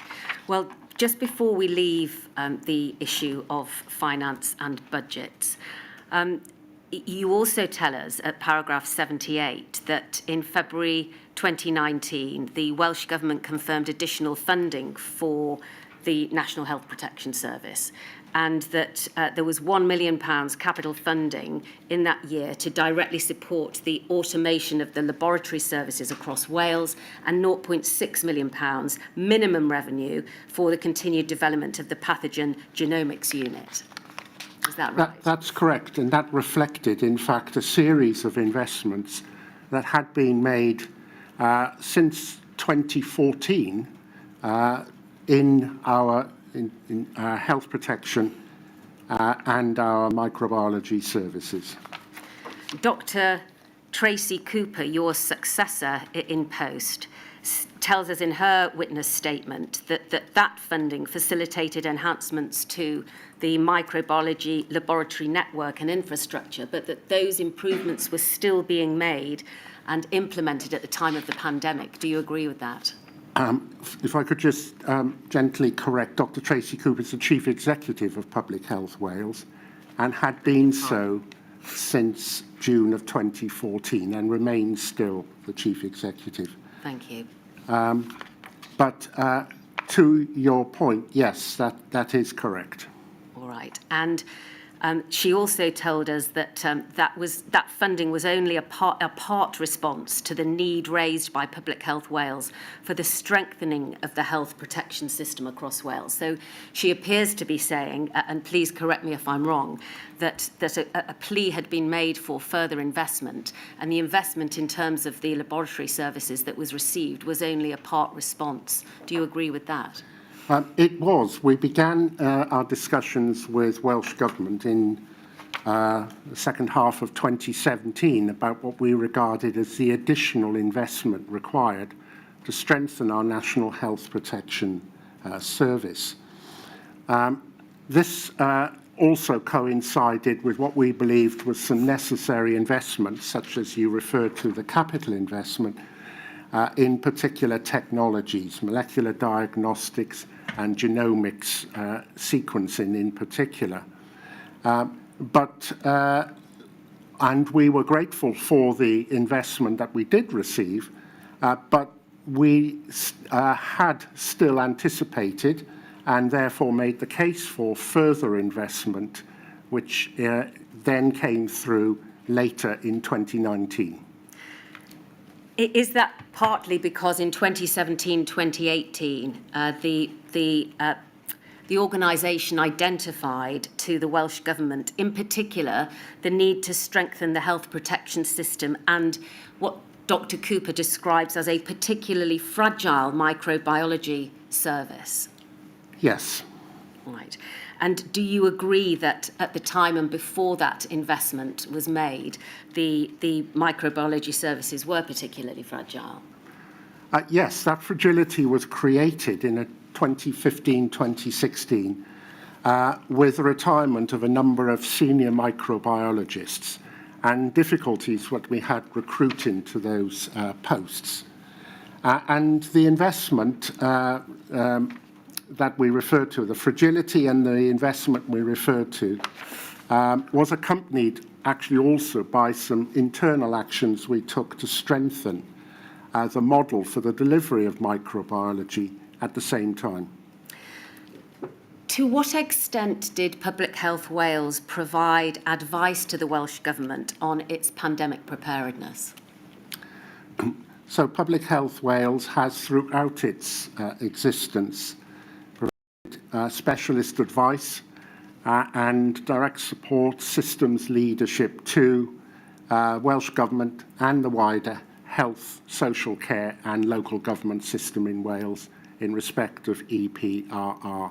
And so, yes, that included specific advice to Welsh Government on its pandemic planning arrangements, learning and development, exercising and training. What level of representation did Public Health Wales have on scientific advisory bodies such as SAGE and NerveTag? So Public Health Wales has never been a member, or at least to put it the other way around, representation from Public Health Wales. There has been no representation from Public Health Wales on NerveTag. Likewise, we've not had a seat on SAGE pre-pandemic. Right. Do you think that Public Health Wales deserved a place on NerveTag and SAGE? I do think that it would be beneficial for Public Health Wales to be on NerveTag. I recognise that SAGE is established in specific circumstances and that government representation would be the most appropriate. Sitting outside of government, we didn't presume that that would include us, but we would of course always be happy to support Welsh Government had we been asked. In terms of responsibility at a local level, Public Health Wales' duties and responsibilities and its obligations indeed under the Civil Contingencies Act meant that it worked closely with local resilience fora. Is that right? Yes, we had representation on all four local resilience fora in Wales. And did Public Health Wales also chair the Wales Risk Group? We did. The senior manager for our combined in 2017-18, we combined our business continuity and emergency planning arrangements. Our manager for that service did lead that group from January 2018 till November 2020. What, if any, discussion was there during the meetings of that group about the national risk assessment? So what that group did is it took the national risk assessment and then with Welsh Government and with representatives from the four local resilience fora, considered how that risk assessment applied within Wales and the steps and actions that should be taken, including the inclusion of the risks in local resilience fora, community risk registers. And did that also involve an assessment of any gaps in preparedness that might exist at the local level?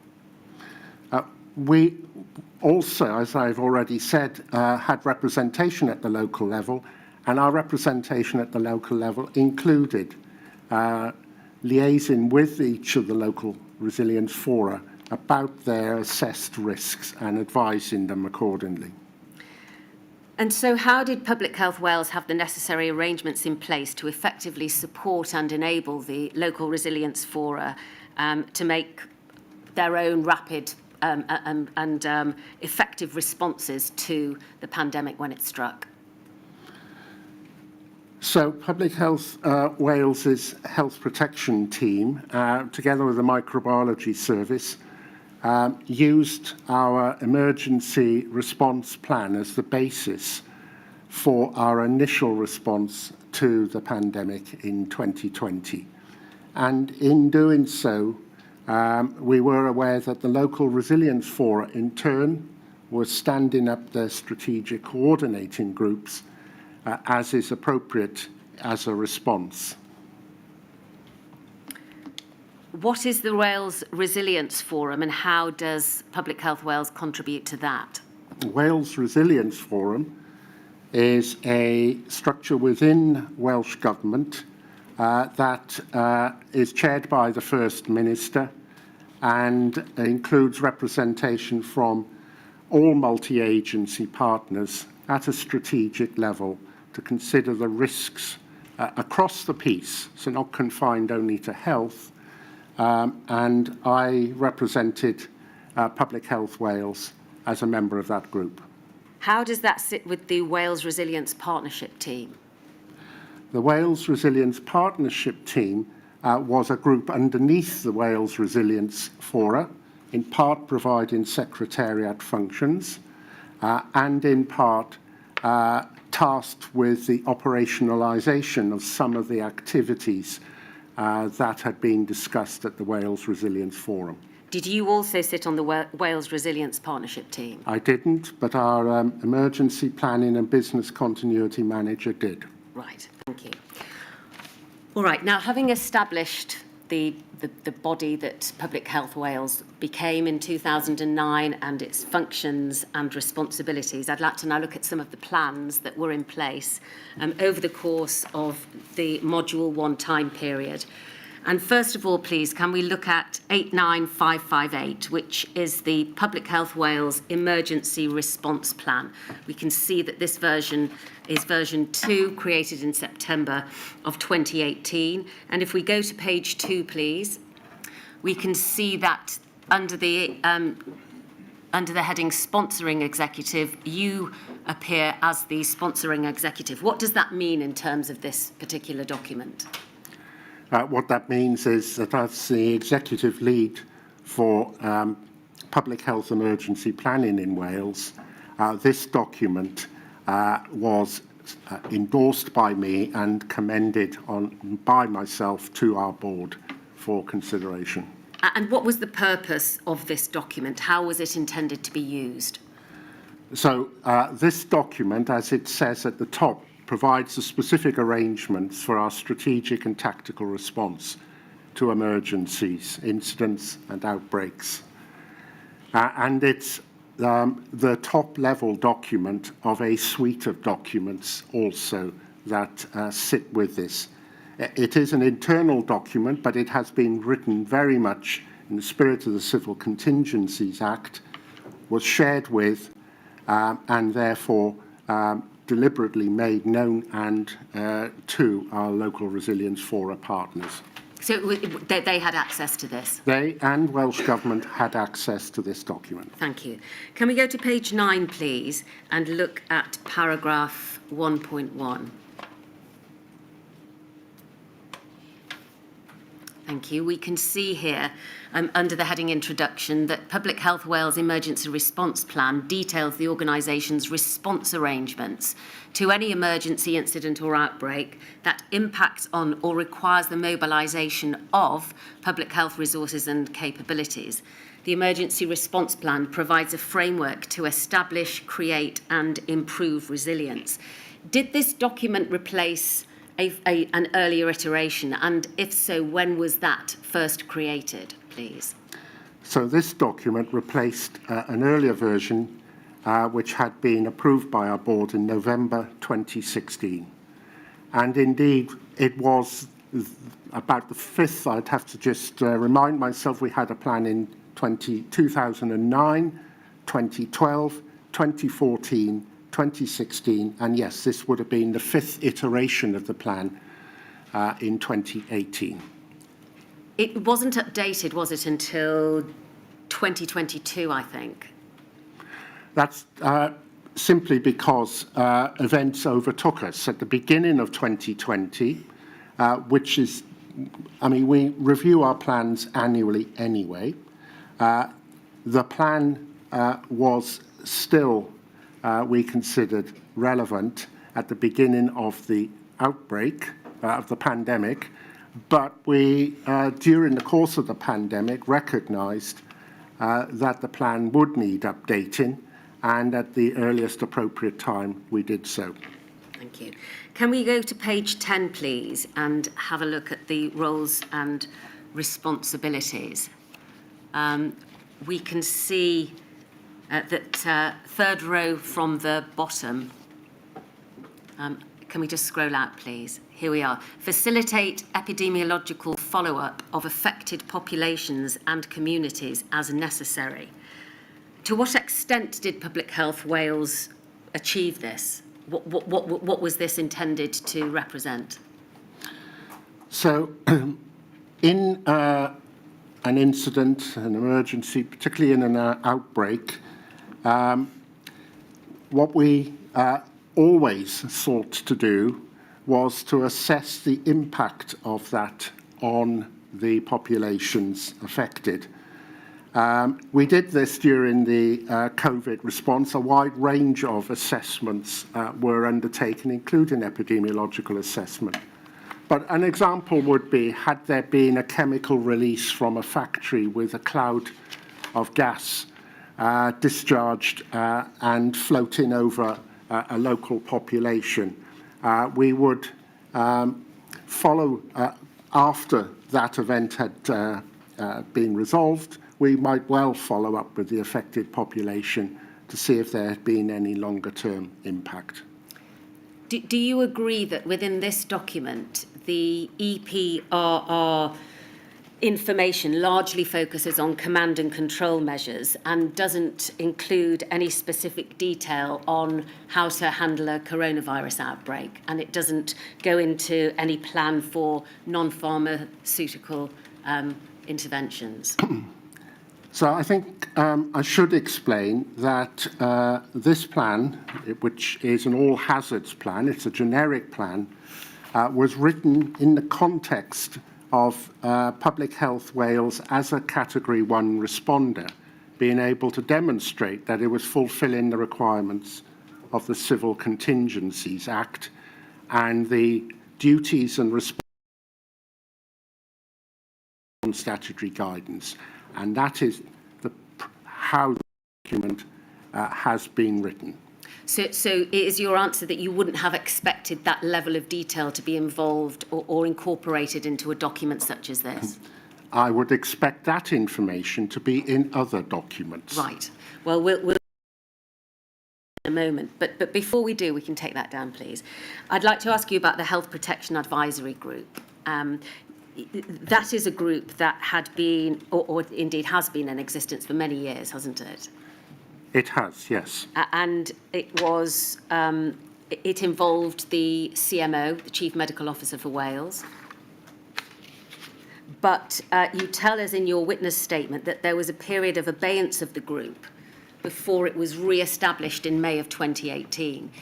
Why was the group put into abeyance, which required it to be re-established in May of 2018? So the group is a non-statutory advisory group to the Chief Medical Officer. And in 2014, the then Chief Medical Officer retired. And the group therefore ceased to meet. The current Chief Medical Officer came into post later in the year, and then at the beginning of 2018, he decided that he would like to re-establish the group. What was the involvement of Public Health Wales in that group? Public Health Wales has always been a member of the Health Protection Advisory Group. And to what extent was pandemic preparedness discussed during those group meetings? So the group looked at the whole breadth of public health threats and hazards, and Public Health Wales advised and supported the group, for example, by preparing technical documents and papers for it to consider. And influenza pandemic preparedness had been one of the subjects of discussion in the group. And what was discussed about it? So we had been aware that in 2016 or 2014, as has been discussed already, there had been an exercise in Wales, and that there had also been an exercise at the UK level that Wales had participated in, and that had generated recommendations and outputs which needed to be followed through. And so did Public Health Wales become involved with the recommendations that fell out of exercise Cygnus and the other exercises that ran before that, which we'll turn to look at in a moment? So when exercise Cygnus took place, Public Health Wales had two representatives observing. When the report was published in July of 2017, we obviously received a copy of that report, and as was shown yesterday, a Wales influenza pandemic preparedness group was convened, meeting first in September that year, and Public Health Wales was represented on that group. All right, well, we'll come to look at that in a moment. But before we do, let's just have a look at a set of meetings from this group from the 17th of December of 2019, when the Health Protection Advisory Group met, and we can see from the first page that Public Health Wales were represented by Andrew Jones. You sent your apologies for that meeting. We can see that halfway down the page. But no doubt you will have been filled in by what took place during the course of the meeting and any recommendations that came out of it. Yes, I was on annual leave. Andrew Jones is my deputy. Thank you. Can we go to page 4, please, of these meeting notes and look at paragraph 5.2? Thank you. We can see that the CMO acknowledged that there were significant questions around the preparedness of NHS Wales to deal with a similar situation and to be able to manage an infected case at one of our acute hospitals for at least 24 hours. It was agreed that whilst a key work stream of strengthening the National Health Protection Service would look at an all-Wales system for dealing with high-consequence infections, more urgent action was necessary to provide reassurance. To what does this relate, please? So this relates to discussions that were taking place at the time about the development of a high-consequence infectious diseases unit in Wales. Yes. At that time, it was necessary for any patient that had a high-consequence infectious disease to be transferred to a designated unit in England. Yes. Right. Well, if we look at the bottom of this paragraph, we can see that Action 23 was for the CMO to write to health boards and Public Health Wales and WAST requesting their plan or pathway for dealing with a high-consequence infectious disease, the deadline for which was March 2020. Do you know whether or not that was done? So in January 2020, as it became clear to us in Public Health Wales that the novel coronavirus represented a very serious threat, we, as an organisation, entered into discussions with Welsh Government and with one of our local health boards to discuss how we could establish very quickly a high-consequence infectious disease unit at that hospital in advance of and readiness for potential patients if novel coronavirus came to Wales. All right. We can take that down, please. I'd like to now look at the Emergency Planning and Business Continuity Group and to look at the terms of reference for this group, which are at 89648.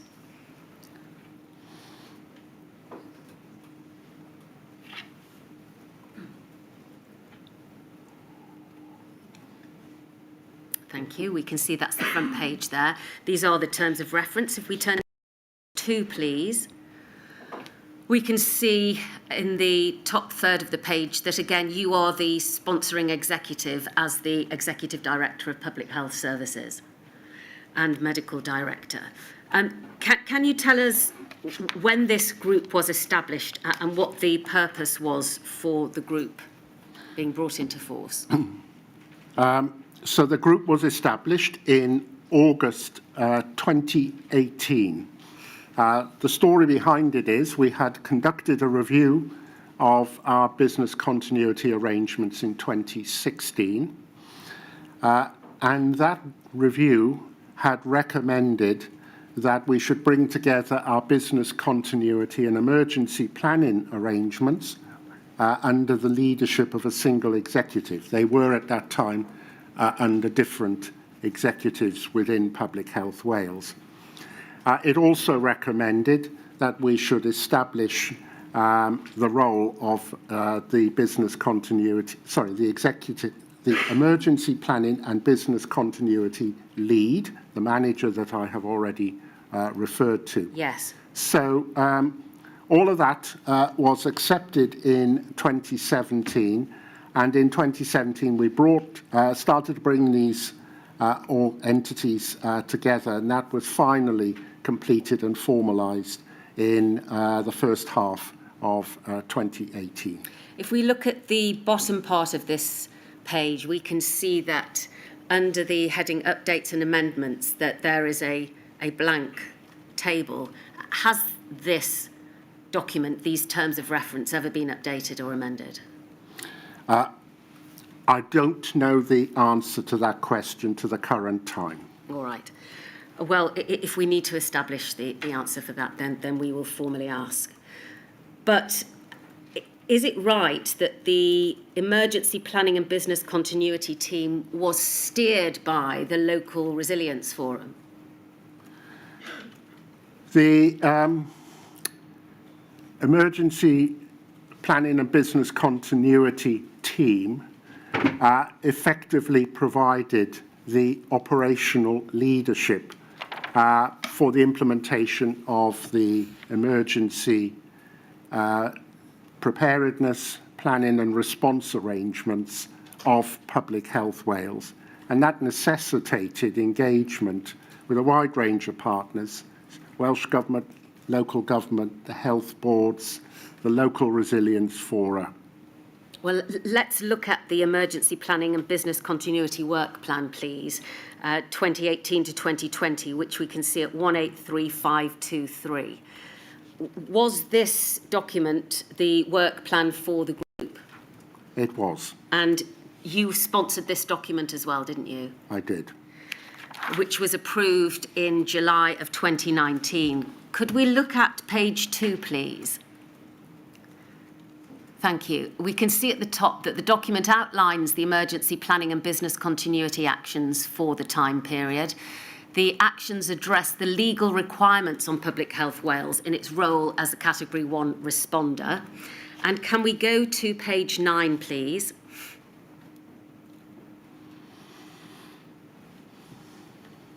We can see that this sets out the emergency planning activity under the Integrated Emergency Management System. And if we could just scroll through the next few pages, we can see that there are the 6 phases that we've seen before.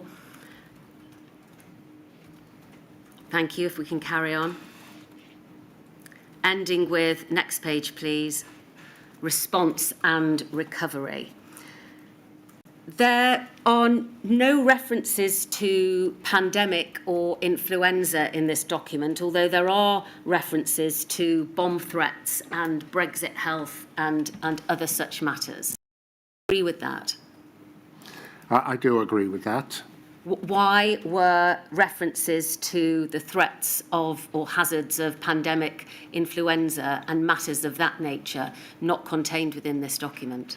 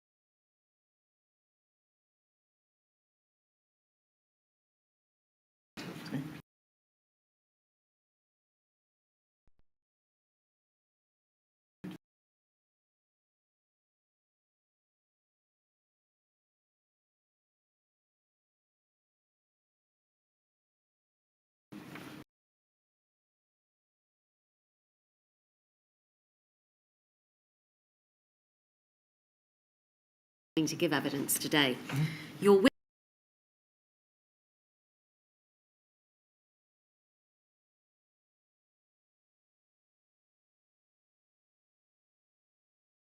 witnesses that it. Indeed, yes. Thank you very much. We can take that down. Now, dealing with your profession, 2003.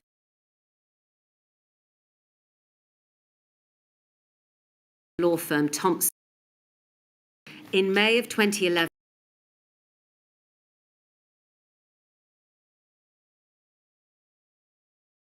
Minister September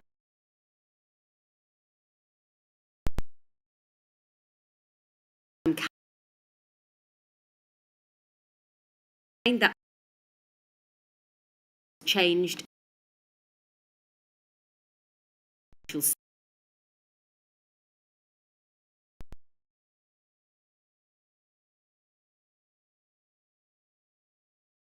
You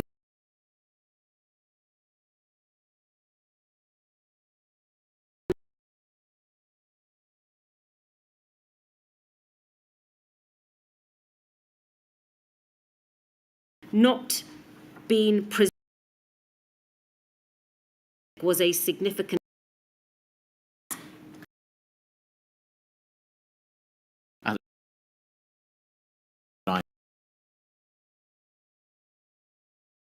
So when a pandemic. In the run-up to exercise Cygnus with the briefing, I can't remember which official it was, but described the fact that there was a request for an exercise and for my attendance.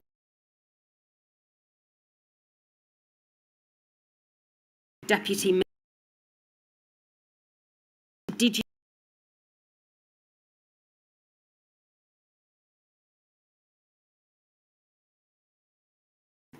No, it wasn't the focus of my role as Deputy Minister for Health. Well,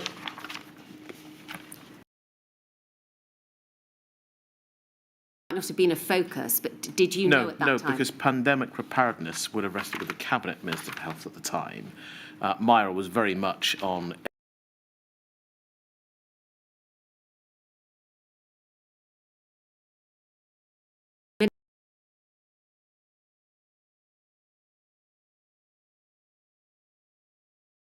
It's described now, no.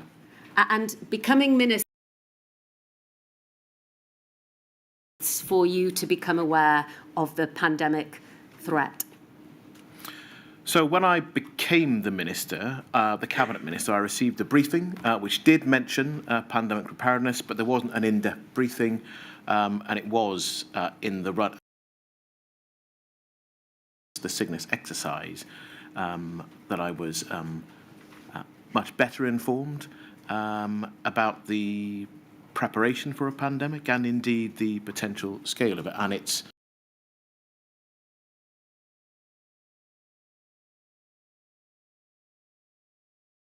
At the time that you did,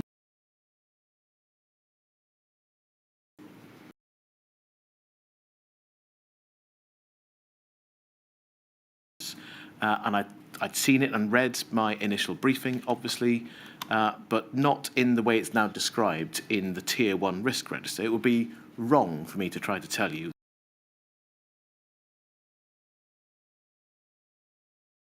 for Cygnus. so what did you know of it in May of 2016? What did you know of? I knew that it was a potential risk.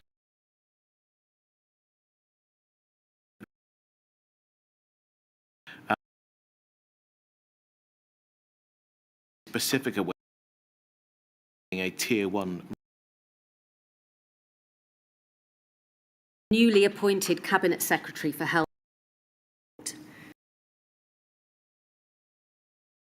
What was the most pressing health risk to Wales? Described the fact there was work ongoing. It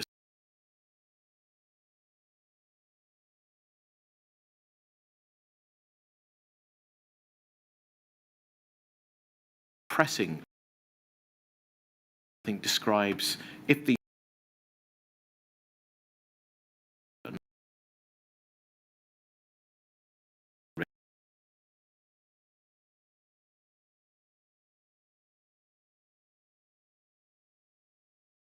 was a tier 1 risk.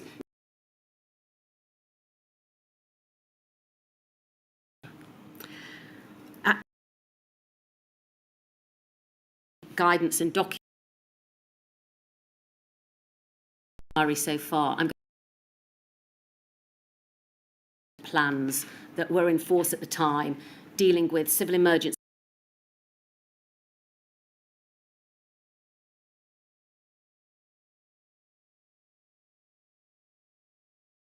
The Post. When did you read them? I've read some of them for the first because as a minister, the overall system is prepared. I did obviously receive briefings on our pandemic preparedness from Cygnus onwards at various points in the documents for the inquiry. Speak very quickly, and we Okay. I have to train. Thank you. The United Kingdom influenza 2011.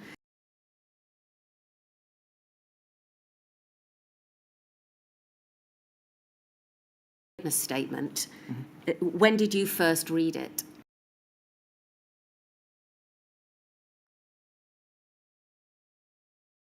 Whilst you were in post.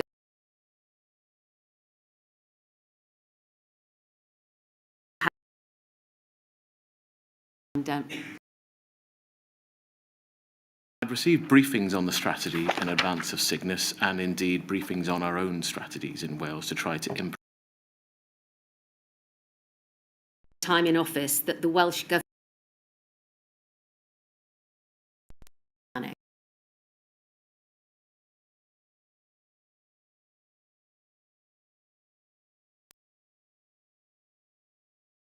managing major infectious diseases. I was aware of it in as far as I was briefed of it, but as I say, that document isn't written for ministers to run through and to read through. And I think it's part of the choices you're required to make. Read all of those documents, then I wouldn't get to do anything else.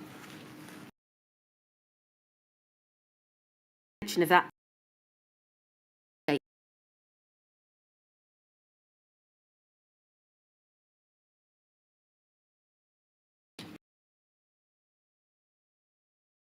of the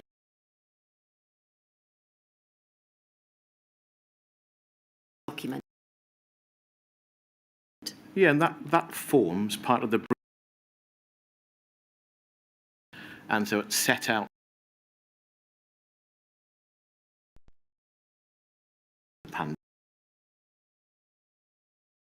of the pandemic.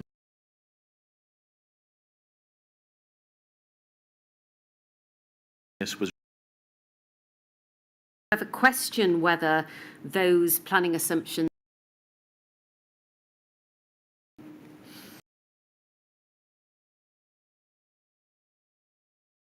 pandemic was the most likely of the pandemic. And in terms of what was tolerable, I think that comes into some of the things we went through in Cygnus and some of the follow-on work, and then in the COVID pandemic. the preparedness and response guidance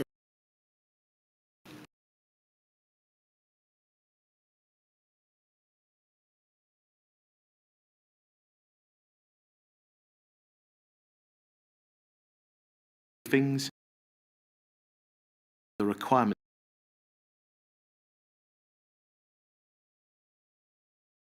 then come to me in the briefing. in office. Briefing on what and how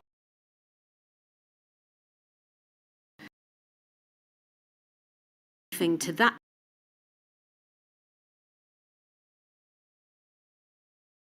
stop the spread of the pandemic influenza virus in the country of origin or in the UK as it will spread too rapidly and too widely. that's the planning the who was already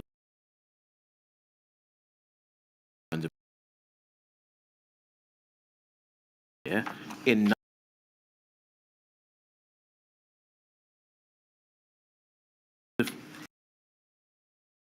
before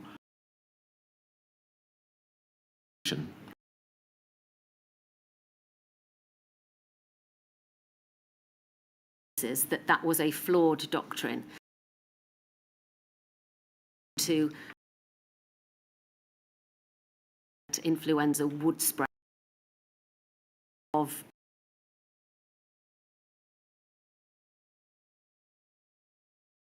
related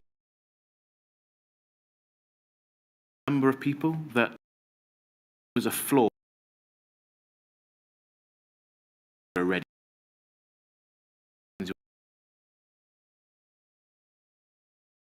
or content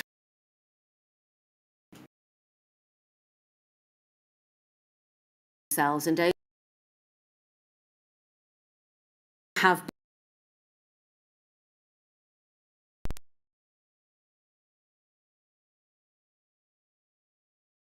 or quarantining or indeed lockdown. points there.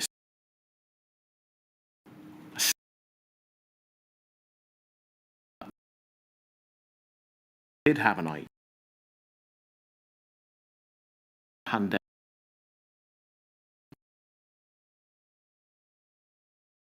People around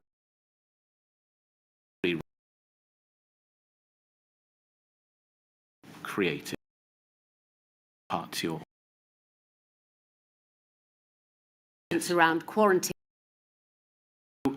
on quarantine. I've heard the evidence of Dr. Sandifer this morning,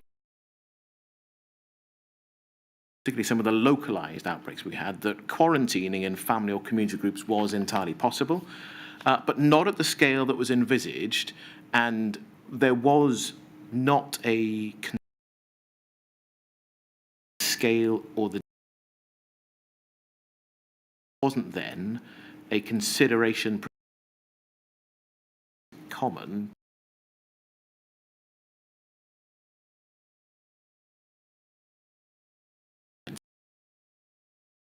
in terms of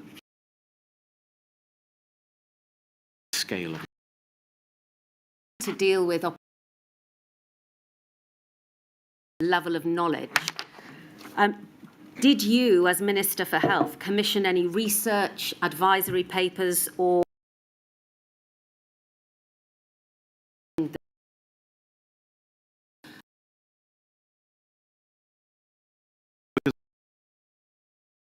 on the to set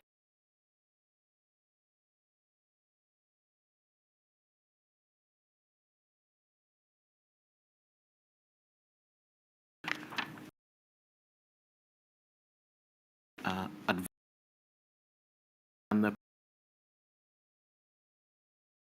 hindsight, there are good reasons to question and to look afresh at what we do. but nothing in the briefings that you received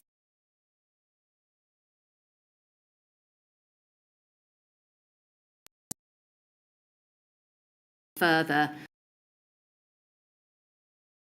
gathering to take place? Work out what Wales needed to do to mitigate this threat. To the way our system was provided, and at the time I had no reason to go and to want to go behind it or to question.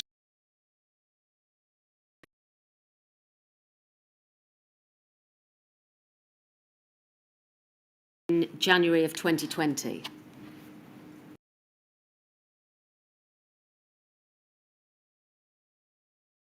I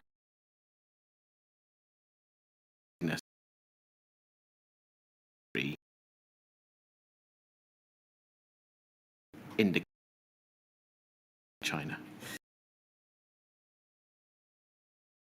My impression of the plan as or knowledge of pandemic preparedness reasonable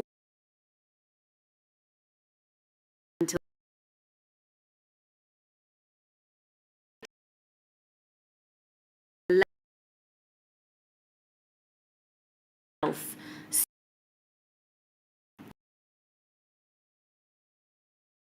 For the people you've already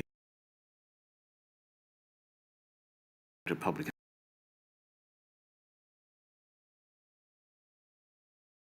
since it is a lay perspective.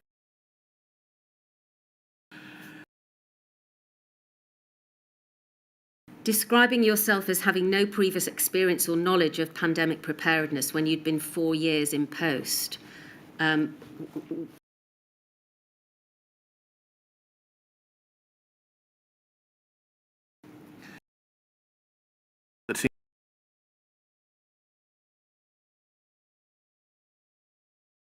general population has certainly had more experience. Distinction rather than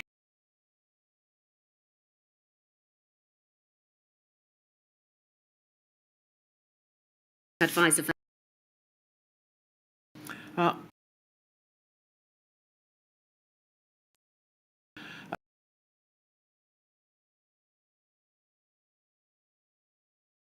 Wales, I'd have a regular meeting, normally at least monthly, with the Chief Medical Officer, sometimes sooner. I'd probably see them, and so around investing in our genome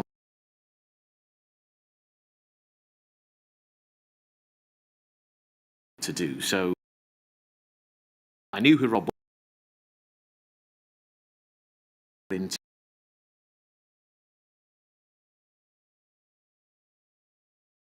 Of the pandemic.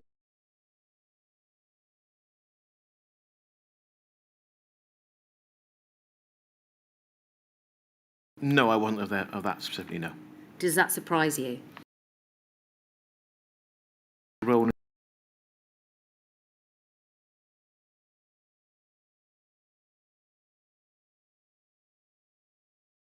Office of the Welsh Government Risk Register.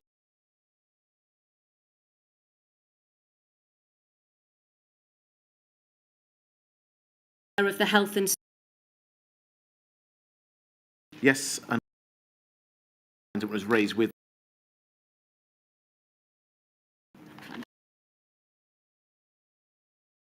I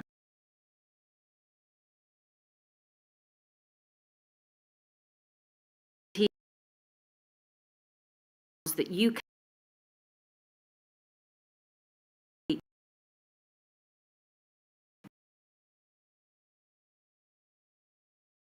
time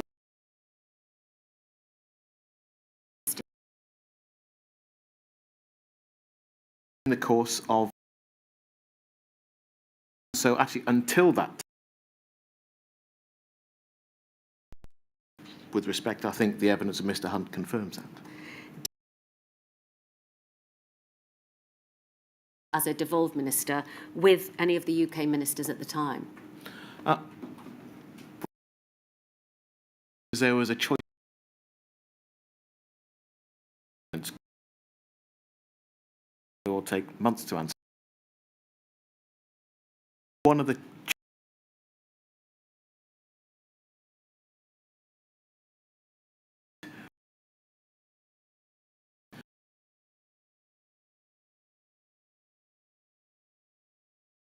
to be we this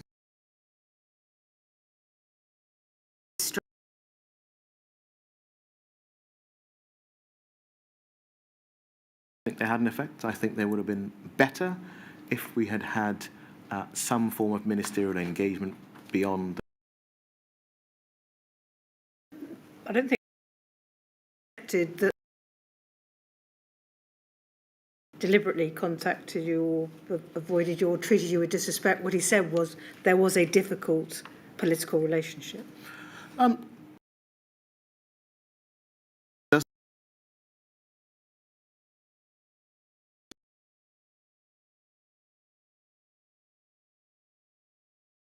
Of issues. We didn't write every week. It wasn't, we'll write a letter and see if we get issues. We did not get a very long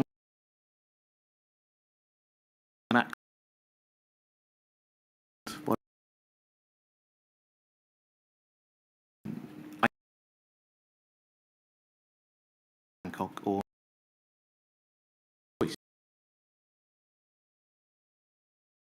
you were starting with someone you'd never.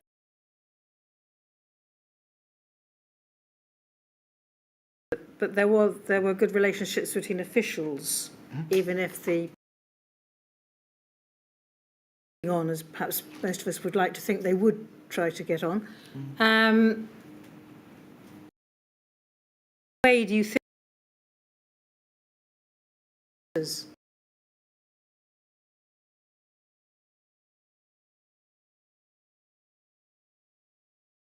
Decision making.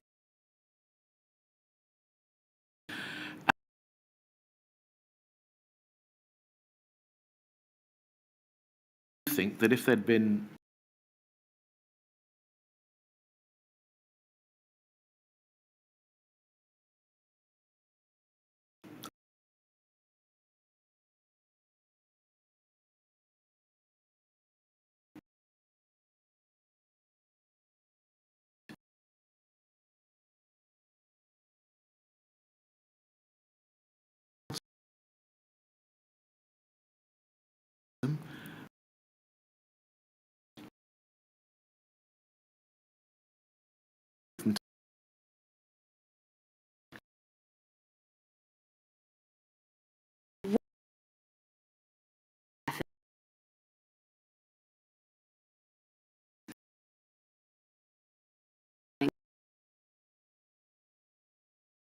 the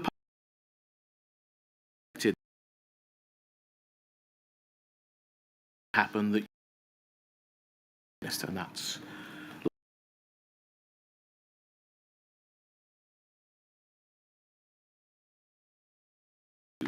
was and for health and social care, and so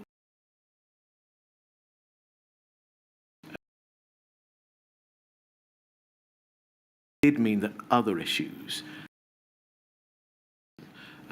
antimicrobial resistance, for example,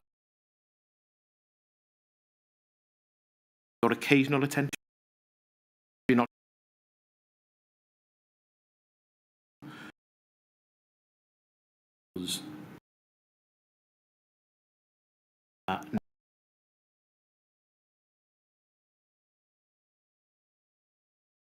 change for the better. Limited.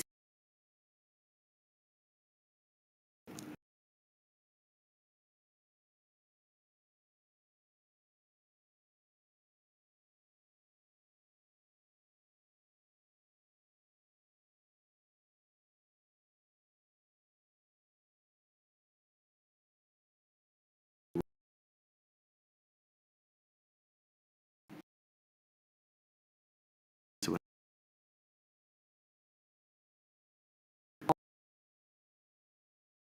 is as well as the on Violence to strike. So at the end of 2018,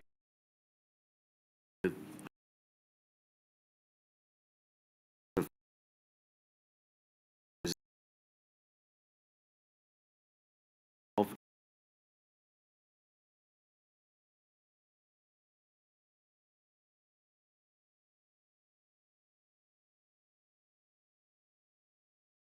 right, but it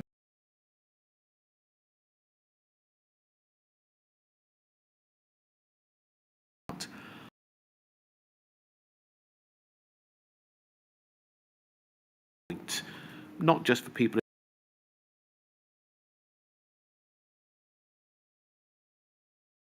your is that the inquiry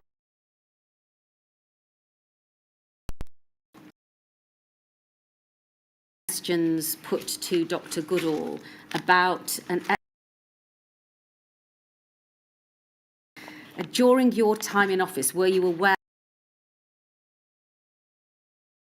It's exercise. Do beg your pardon. But no, I wasn't aware. And of course, 2009 was before I was elected. Yes, I understand.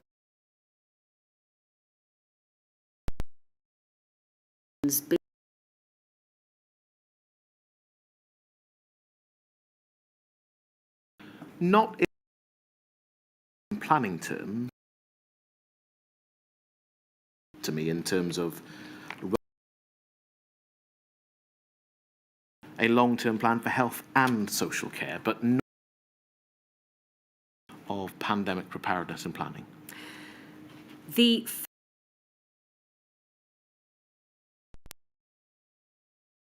aware of that exercise at the time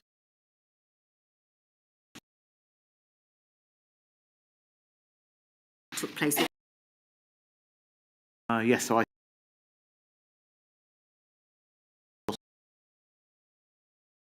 only Recommendations that this inquiry has heard on capacity to the likes of a emergency plans in place.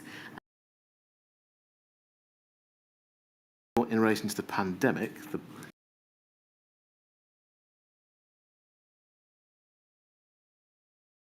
as the deputy transfers of care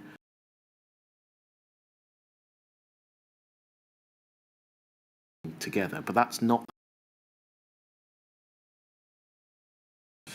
Whilst you were in the role of Deputy Minister for Health, were you aware of that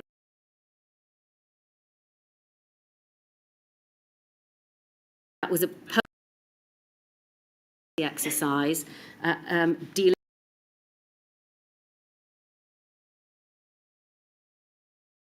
in which surge capacity wasn't tested but was mentioned? That's not something that was on your radar as Deputy Health Minister? No, and essentially my target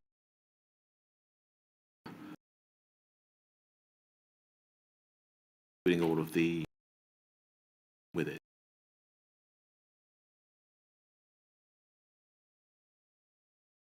Had as a Deputy Health Minister. You don't mention Exercise Alice in your witness statement, which we know was delivered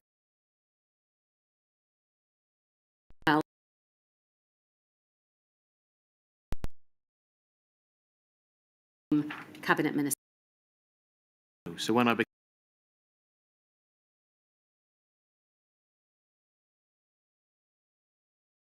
taken place exercise. Or Exercise Cygnus later on in 2016. Exercise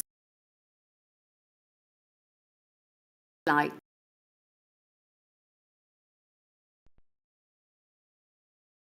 On the same exercise than actually social care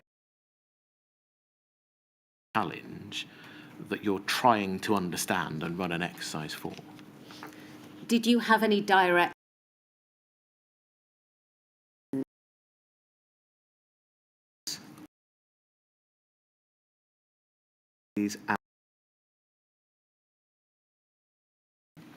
also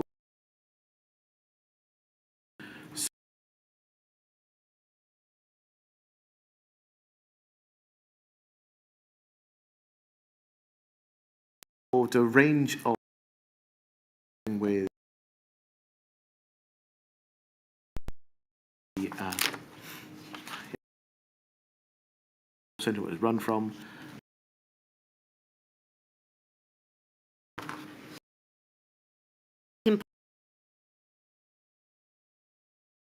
carried forwards and incorporated pandemic planning?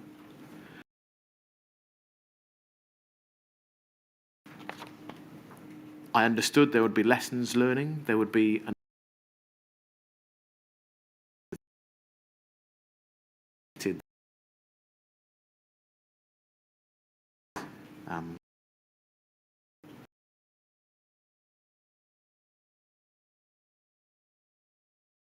positive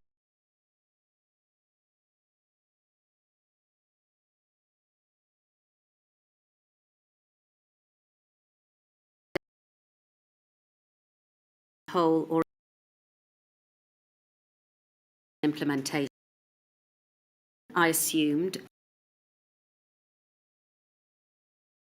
that the lessons of exercise sickness. Do you read? I can't recall what because briefing I received from a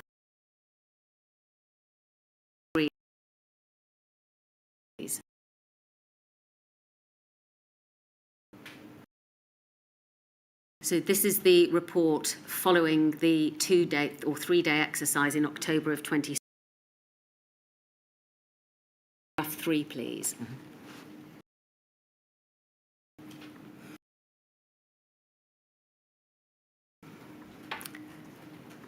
Under key learning, thank you. The analysis of the evaluation reports from the organisations participating in the exercise indicate that the UK's command and control and emergency response structure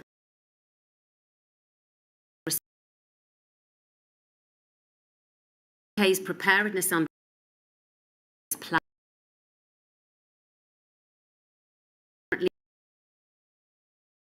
demands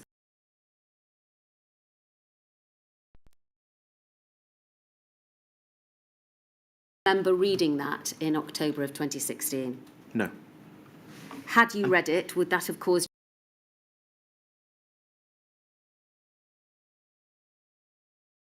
Produced. But I think whenever, if I had, I almost place learning from that about. Again, I made the point earlier about where ministers' time is.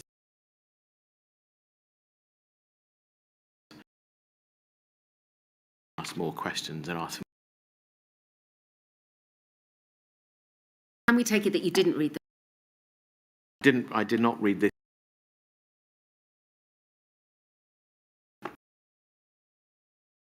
advise? There were real concerns about the capacity of the United Kingdom preparedness and. And you've got the documents that there was learning to be applied on the progress of those during 2017 around that. What steps did you take?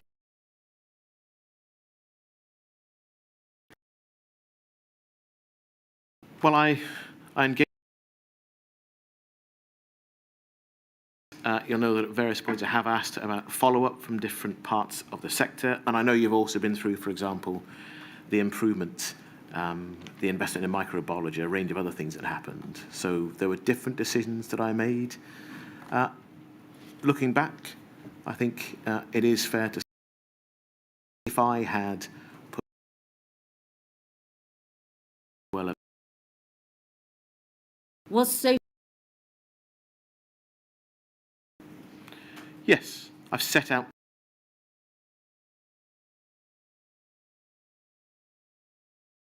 and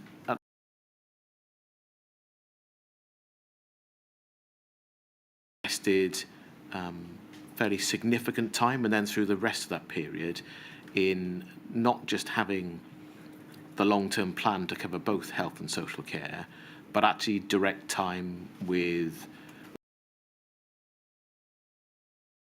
the sector together. You can't have a long-term future for the health service without social care being part of the answer. Did your advisors bring to your attention that as part of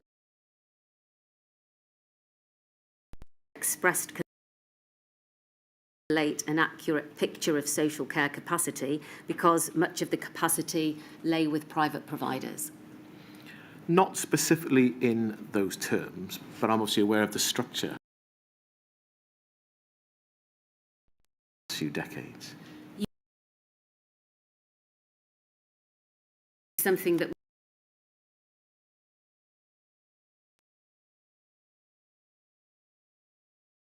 is time. Is that a concern, Minister for Health? Not in those specific terms. Like I said, the concerns about social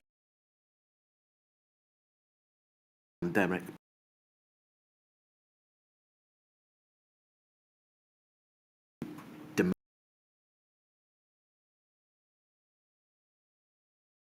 Did you cause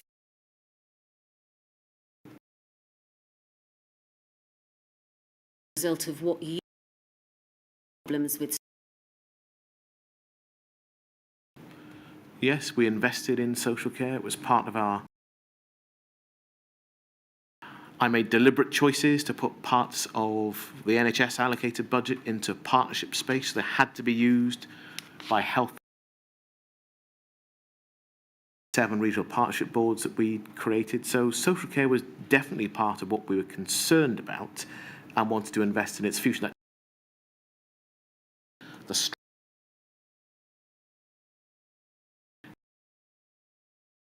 in the sector.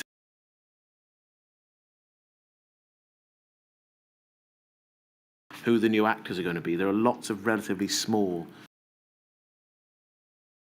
mobility. If people retire, not be able to carry on. So that was a challenge, and the way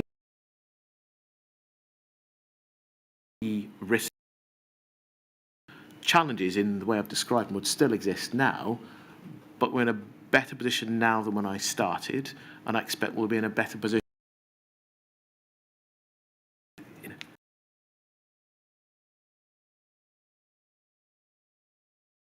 It's part of our success story that lots of us can expect to live to be older, and there's... Did you take any action on this recurring issue? No registered care homes or for any sort of out.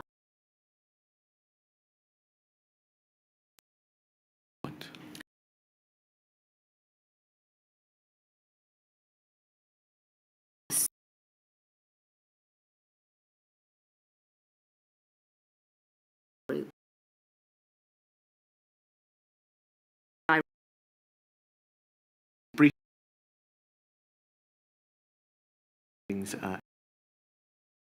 papers. Were you aware that during a meeting of that group, the following was discussed? Adult social care and community health care. NR advised that there was currently an issue around who would be the SRO for the social care work stream within the department. Trying to establish social care capacity, but the task was extremely difficult as most of the care there was a restatement of the problem, knowledge of private social care. Yeah. Part of what you're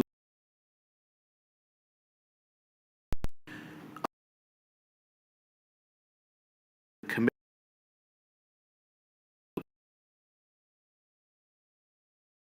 to the 22 of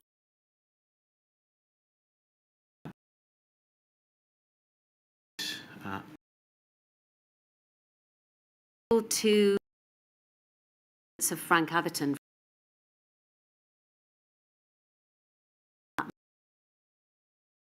we had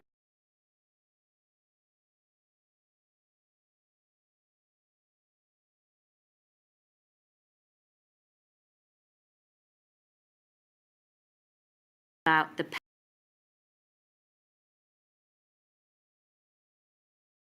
proposed to ministers, according to Mr Atherton, along it might have been Mr Kilpatrick, a chain I think referred to during the evidence of Mr Atherton, which indicated that this concern needed to be brought to the attention of ministers. Yes, was that brought to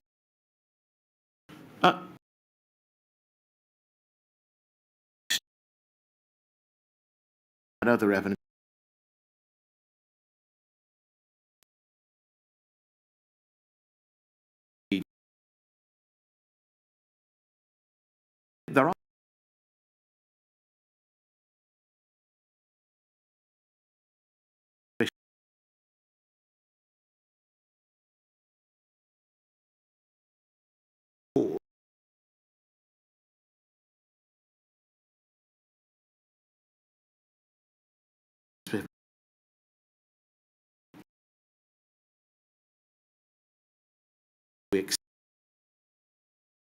concerns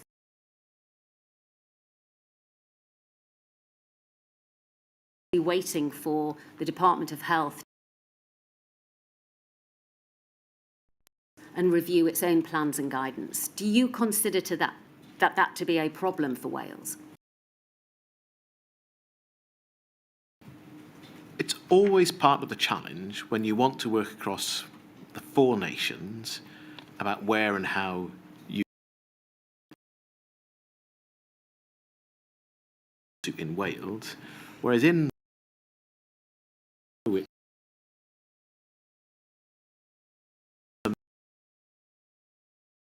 things differently block within the UK, and it's likely that if you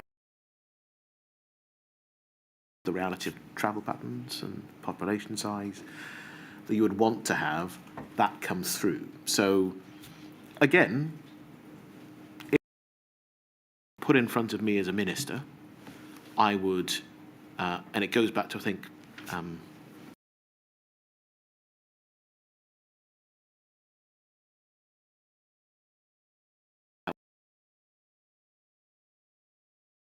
Welsh government, one of the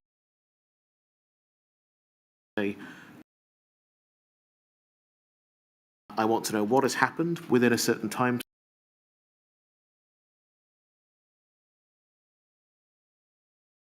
That's people, or a minute you have correspondence. It is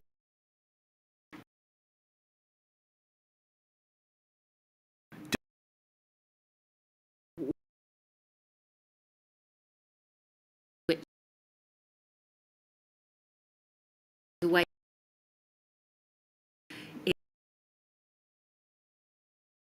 private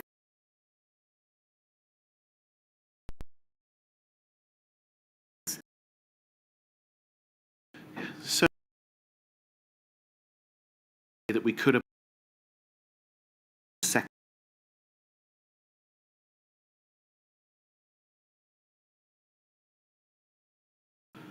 And so actually that's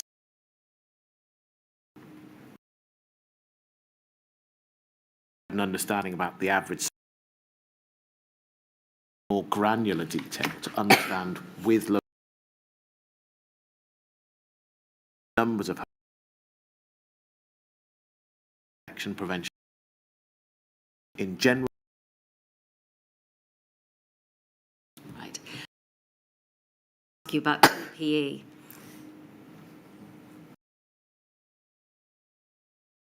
So pollen.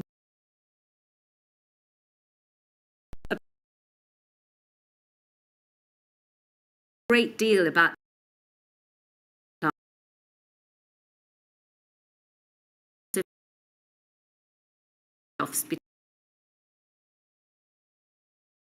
what do you mean price and security?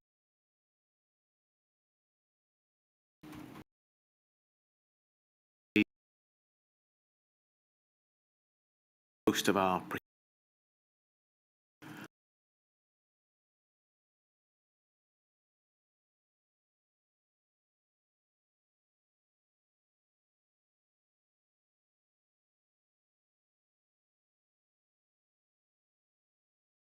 more resilient in the future, we would need to carry on investing in PPE. That would all, and the challenge there, the 4 nations of the UK, there are political and financial choices that come with that. If you want to invest in having a supply that you know is more expensive than you could buy in another part of the world, but you're doing it because you want to make sure you don't have fragility if there's a future pandemic, you've got to be prepared to do that, and that has a budget consequence to it. It's the same with other areas of, you know, I have looked at Mr. Hunt's evidence, and he talks about South Korea, so not just on PPE, but on improving capacity in laboratories, for example. Well, that isn't just the capital involved in building a facility, you need the people to do that, and you've got to invest on a recurrent basis. Choices, and that you improving capacity in laboratories, for example. Well, that isn't just the capital involved in building a facility. You need the people to do that, and you've got to invest on a recurrent basis for that to happen. So those are choices, and that resilience, if you're looking to build it in, if you need more capacity, you can't avoid the fact that will cost more money. And that's a choice we have to be prepared collectively to make. And I think that holds regardless of who's in government in whichever part of the UK. Were you aware that Welsh and UK-wide planning assumptions were to plan for successive flu waves to each last approximately 15 weeks in duration? Yes. Right. I'd like to just look, please, at the document which sets out the stockpile held in South Wales of PPE. It's at 66526. And just reminding ourselves that the central PPE stockpile for Wales was the Pandemic Influenza Preparedness Programme stockpile. And this is Audit Wales report entitled Procuring and Supplying PPE for the COVID-19 Pandemic. It's dated April of 2021. Now, this will be the subject of evidence in later modules, but I'd just like to look, please, at page 21 and paragraph 1.26 to ask you about the planning and whether or not it was sufficient. And can we highlight, please, the table in the middle of the page? Yeah. This is the quantity of items in the PIPP stockpile, as we've just established, in March 2020 and how long it lasted. Aprons, 6 weeks. Eye protectors, 10 weeks. Type 2R masks, which are of particular use for care homes and hospitals, 5.5 weeks. FFP3 respirators, 10.9 weeks. Gloves, singles, 1.5 weeks. Hand sanitizer, 4.3 weeks.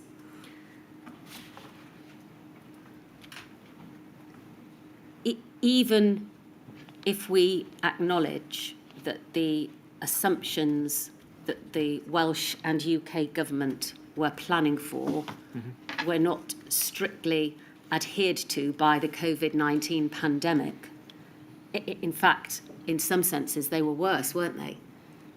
Do you agree that the PPE stockpile in Wales was woefully inadequate to deal with the pandemic that was being planned for? Yes, so our collective planning assumptions did not stand up against reality. So they were not adequate for the challenge we then faced. And that is set out in the table. I think it's very, very clear. And I don't think, with respect, sorry to interrupt, that wasn't the question, because the question was the planning was for something that was going to last 15 weeks. Yes. And the point Ms Black was making is that it didn't even last the 15 weeks, not just COVID. No, and that was, and I remember having a conversation about this time, I want to try to avoid going too far into the actual response. We were going through PPE at a much faster rate than our planning assumptions assumed we would. So actually, we found that our stockpile that should have lasted for a whole wave didn't. And you know, the rate at which we were going through it was much faster than we expected. And it's why in the very early stages, this was one of my major concerns in practice. But I don't want to get drawn too far into what I know we'll be going through in Module 2. So do you agree, Mr Gething, that the plan that was in place was not just a plan for the wrong pandemic, but it was an inadequate plan in any event, even for the pandemic that it was being created for? I think it's fair to say that the plan for an influenza pandemic would still have had challenges. If we'd had an influenza pandemic, I hesitate to say it was inadequate because it's such a loaded term, but it certainly, with all the evidence that I've seen, I know the inquiry has seen, the planning for an influenza-type pandemic was not complete, and we would have had vulnerabilities if it had been an influenza pandemic. Thank you. My lady, those are all the questions I have for Mr Gething. You have provisionally provided permission for a series of questions, all to be asked by COVID-19 bereaved Families for Justice Cymru. Please may that be done now. Certainly. do. Ms Shepherd. Mr Gething, my name is Laura Shepherd and I appear on behalf of COVID-19 Bereaved Families for Justice Cymru. I'm going to start off by asking you about stakeholders. I don't know if you heard the evidence of Rosemary Gallagher that she gave last week. She spoke about the engagement, or perhaps lack thereof, that she had with the UK government. Did you, as Health Minister, invite the Royal College of Nursing or the British Medical Association or any other clinical stakeholder groups to have input into the Welsh Government's pandemic planning? No, I didn't ask Royal Colleges to take part specifically. In the way that pandemic planning was undertaken, you've had this evidence from a range of people. Officials within the Welsh Government worked with a range of partners, but I'm not sure whether they did engage with Royal Colleges or not. And I didn't see Rosemary Gallagher's evidence on this point. Were you aware that in her report in 2011, Dame Deirdre Hine, this was following the swine flu pandemic, she advised us to increase stakeholder engagement in pandemic planning? Yes, I'm aware of that in preparation for this inquiry. I'm not sure if she defined the list of stakeholders, but I'm aware that it was one of the recommendations. I'm going to move on now to ask you about surge capacity. You've been asked questions about the sufficiency of the PPE stockpile. And I know that you heard the evidence that was given earlier by Andrew Goodall, and he spoke about the work stream that was in place as to surge capacity and how that wasn't finalised before January 2020. When it got to the pandemic, do you agree that there was a difficulty with surge capacity in Wales? Yes, there was a difficulty in surge capacity in Wales, as in the rest of the UK, and the challenge is, you're going to surge capacity, it's not just a facility, it's people you need. And that is the big challenge. So if you can invest in more people, you have more capacity to surge to, but those people will be working before you need to change things. So the ability to surge is about people, it's partly about facilities, it's also, and I think I went through this briefly in questions earlier, you have to choose what you're not going to do to create that space, whether that's the number of people who you would then expect to provide care, to give you more capacity, or whether that is stopping some services from happening or reorganising the way that they do. Were those choices made in preparation, or were they made at the time when COVID hit? So some of that work had been done in preparation. I know you heard from this from Dr Goodall. The work hadn't been concluded, but the thinking about it was not starting from a zero base. The challenge then is, when it happens, you have to think very quickly. That's why the work stream on regulation is relevant as well, because part of that surge capacity was a change in regulation that was swiftly introduced and was envisaged, actually, in terms of pandemic preparedness, to allow you to have people put back onto professional registers to undertake work they wouldn't otherwise have done. And that, of course, relies on those people wanting and being prepared to come forward. So I think it's fair to say that the work wasn't complete, but it doesn't mean that nothing had happened, because when the time came, there was thinking to rely on, as well as the need to make choices. I just want to have a look at some of the planning presumptions when it comes to surge capacity. If we could have up on the screen, please, 89573. This is a document you've already been referred to today. This is the Wales Health and Social Care Influenza Pandemic Preparedness and Response Guidance, dated February 2014. If we could have a look at page 7, please. So in the box there in the middle of the page, the very top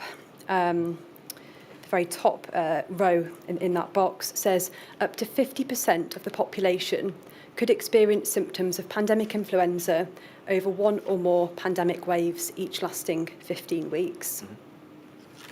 And then if we look a couple of boxes down, it says 1 to 4% of symptomatic people may require hospital treatment. So that's up to 2% of the entire population of Wales in hospital, potentially in a 15-week period. Was Wales prepared for that?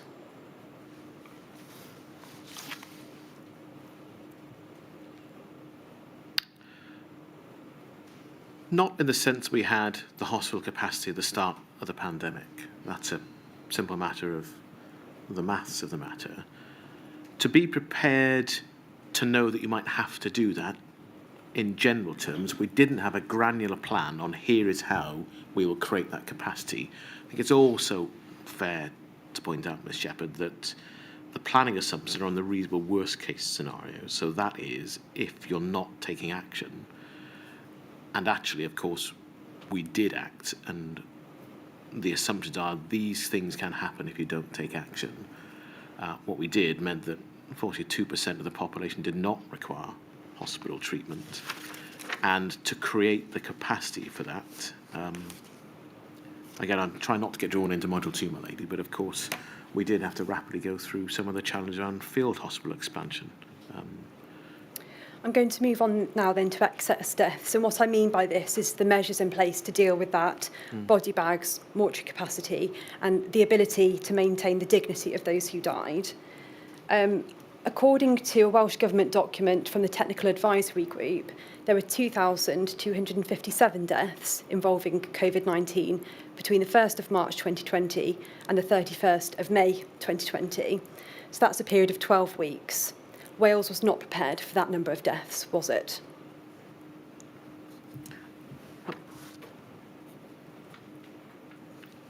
I think in terms of the briefing that I had, excess deaths were mentioned. I was aware there was work on excess deaths that needed to be completed. I don't think that work was finalised. The most difficult part, I think, is not the physical capacity. It's the dignity and death that I found most difficult. If we could have a look again, please, at the 89573 document, page 7. Again, we've got excess deaths below the table on page 7. And again, it says here, planners should aim to be able to cope with between 12,000 and 15,000 deaths in Wales. And that's over a 15-week period. And we had just over 2,000 deaths in Wales over a 12-week period. Mm-hmm. Do you accept that that lack of preparation led to real pain and suffering of the bereaved in Wales?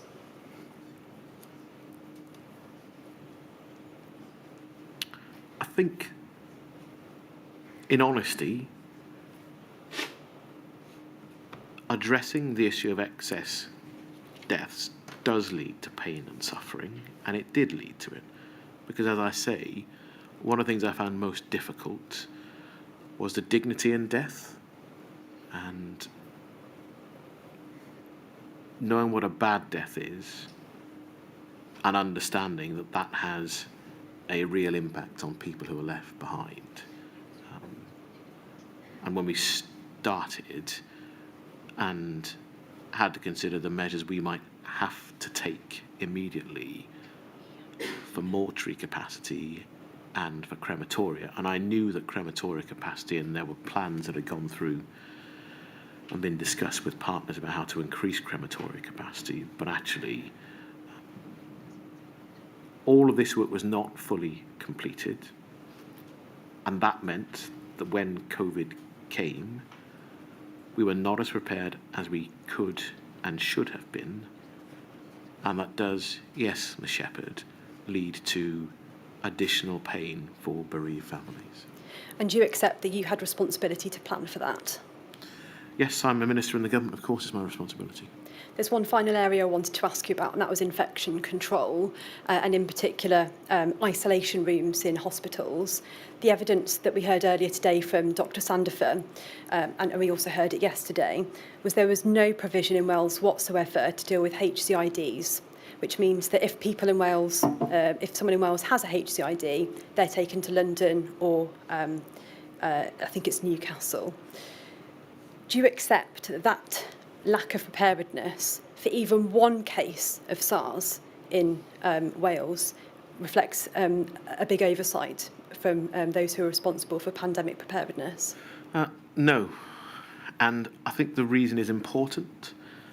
So if you have 2 centres in England, you're dealing with very small numbers of a high consequence infection. The challenge we are looking at is how do we make sure we have the ability to deal with a small number of high consequence infections. For the scale of the pandemic, the centres in London and Newcastle could not cope and would not reasonably cope. Actually, the challenges around how you surge capacity, as we had to with intensive care and more, is much more relevant to pandemic preparedness and coping with a genuine pandemic, as we did in the early stages of containment. And I think Chris Whitty has given evidence on this as well. I don't think it would have made any difference if we'd had a centre in Wales. If that had been in the Heath in Cardiff, if you live in Betws-y-Coed, that wouldn't have been the place you'd have gone anyway. And so there's a challenge about understanding the difference between a very small number of high consequence infections. If you recall, when there was a nurse who returned from the work she was doing and the challenge around Ebola, actually that is where you have those very limited number of high consequence facilities. The pandemic is a different order.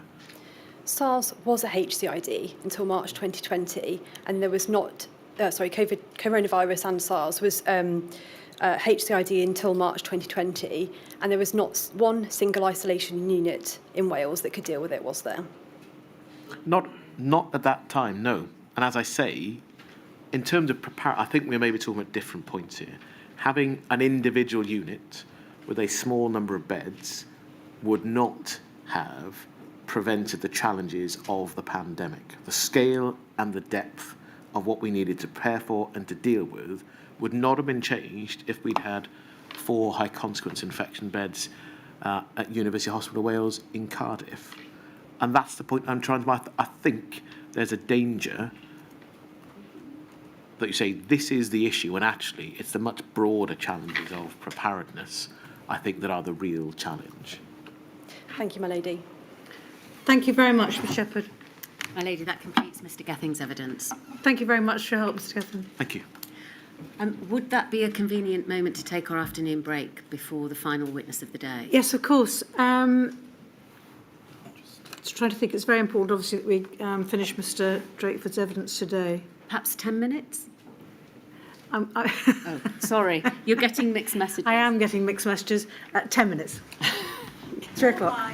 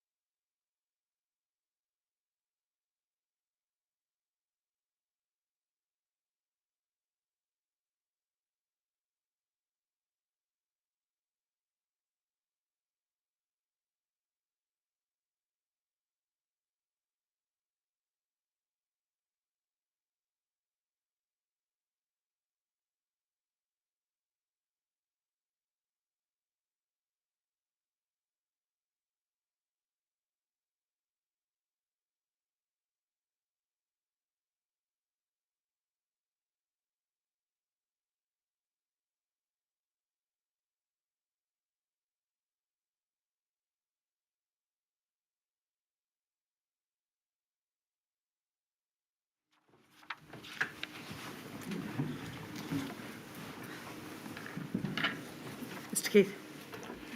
The First Minister of Wales, please.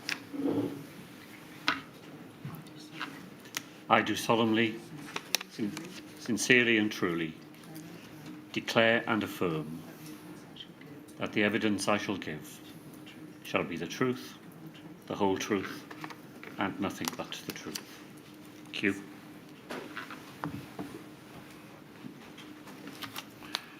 Would you be good enough to give your full name, please, to the inquiry? Mark Drakeford. Mr. Drakeford, thank you very much for the assistance that you have so far provided to the inquiry by way of the provision of a witness statement. Is that a witness statement dated the 21st of April 2023, to which you've appended your signature and declared the statement of truth? It is. Mr. Drakeford, whilst you give evidence, could you please keep your voice up whilst at the same time not falling into the trap into which a number of other witnesses have fallen of speaking too fast for our stenographer? Mr. Drakeford, it is very well known that you are the First Minister of Wales, and you have been so since December of 2018. But before that, from March 2013, were you Minister for Health and Social Services, and from May 16, Cabinet Secretary for Finance and Local Government, and then November 17, Cabinet Secretary for Finance. I was. Your experience therefore reflects or is important for a number of areas in this module, because in practice you've worked inside, and of course you now lead, the Welsh Government since the outset of devolution, and you've worked as both Health Minister and Minister for Local Government, and therefore you have great experience of dealing with the system for health emergencies, as well as, of course, the resourcing for the preparedness structures in Wales. Did you also have to deal with the Ebola outbreak whilst you were Health Minister? That did happen while I was the Health Minister, yes. And you may indeed even have been an advisor in government at the time of the swine flu pandemic before that. That's true. All right. I'd like to start asking you questions, please, about devolution and the position concerning civil contingencies. You are, of course, familiar with the Welsh Minister's Transfer of Functions Order 2018.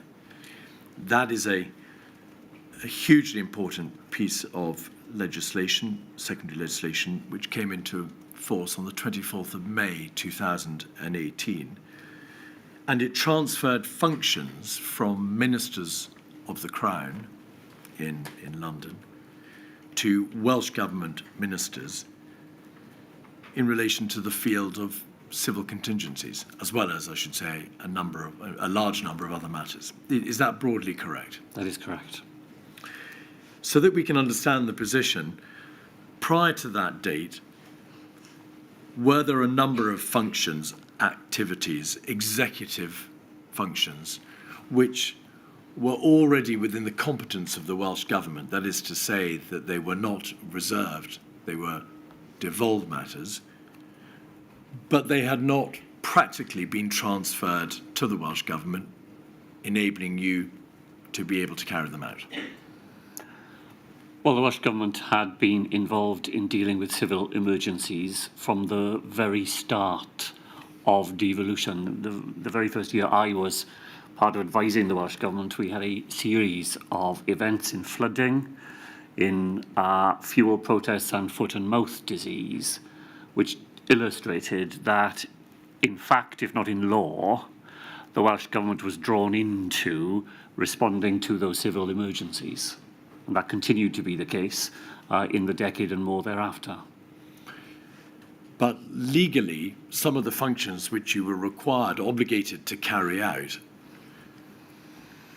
were on one view still reserved matters which had not been converted into devolve matters, enabling you to act legally, or were matters which had been changed into devolved matters, but the piece of secondary legislation formally confirming that they were powers that you could exercise hadn't yet gone through, but you just got on with the job. In many ways, the transfer of functions order regularised the way in which things had happened on the ground for some time.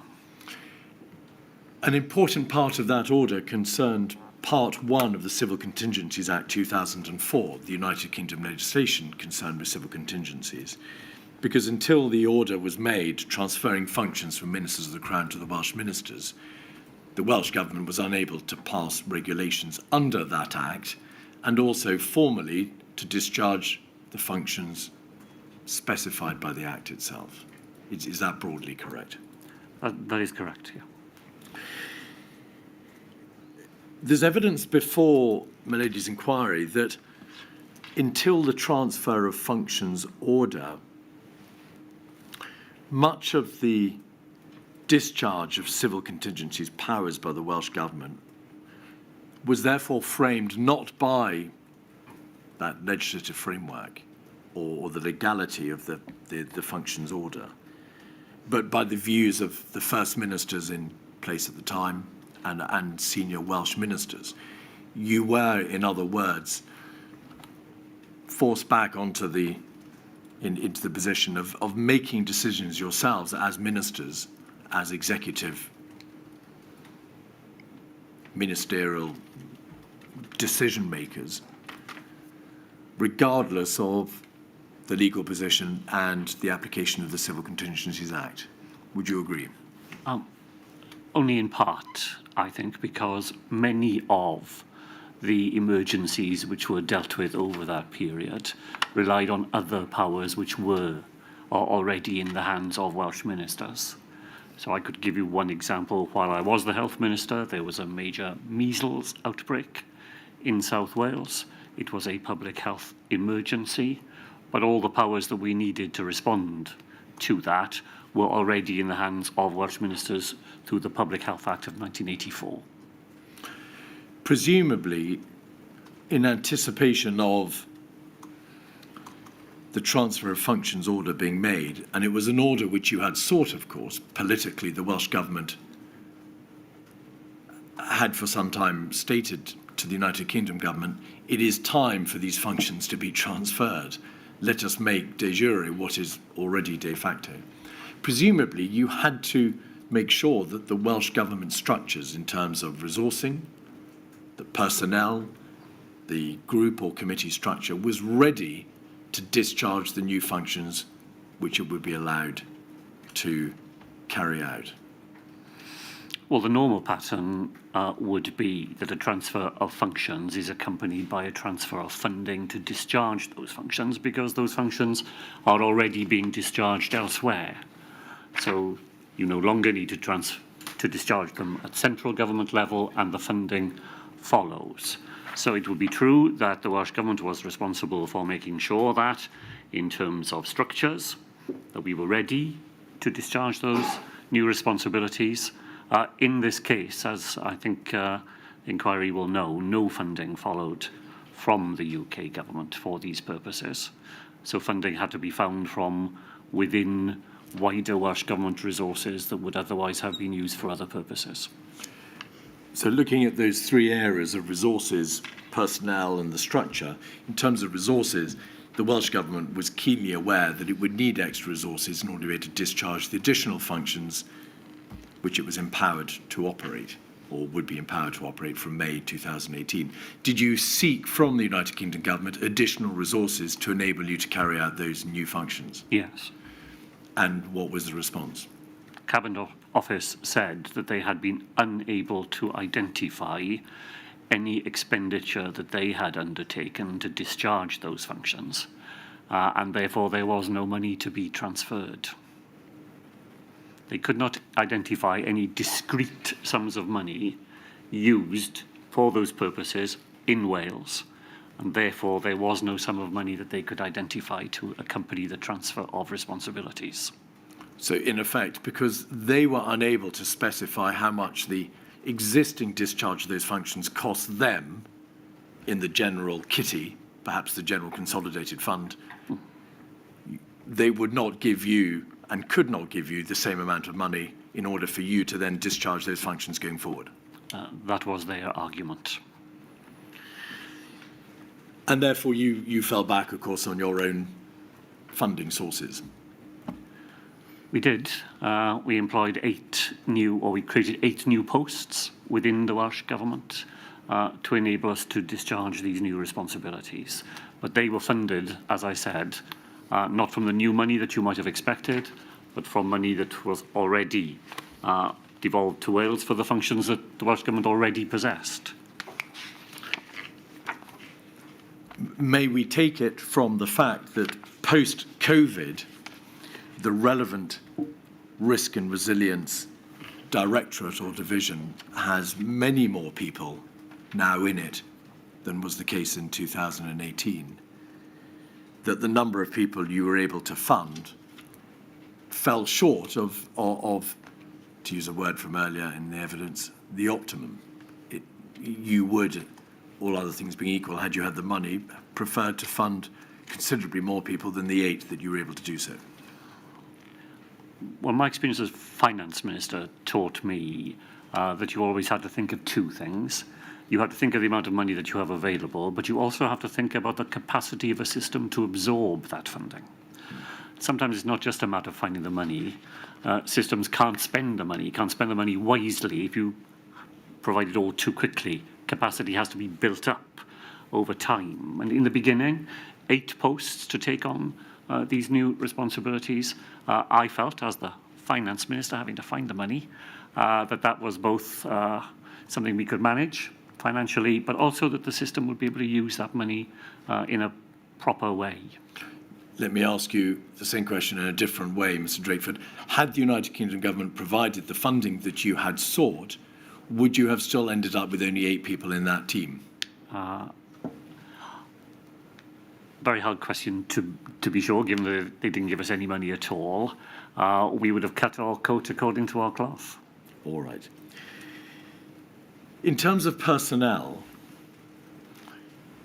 it wasn't just a question then of being able to identify changes in personnel in the particular part of the Welsh Government, the Welsh Government Resilience Team, perhaps. What consideration was given to ensuring that for the discharge across the board of these civil contingencies powers, more people would need to be placed in various other parts of the Welsh Government or outside the Welsh Government, either in relation to the audit teams or the local resilience forum level or the strategic coordinating group level and so on?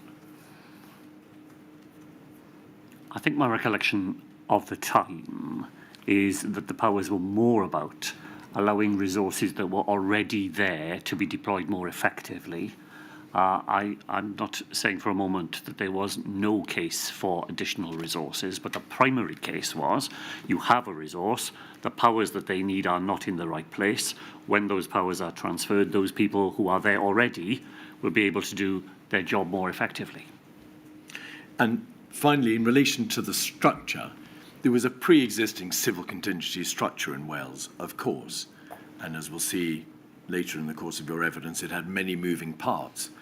To what extent did the Welsh Government seek to recalibrate that structure to make sure that the structure was in the best place possible to start carrying out the new functions which the transfer of functions order permitted them to do so?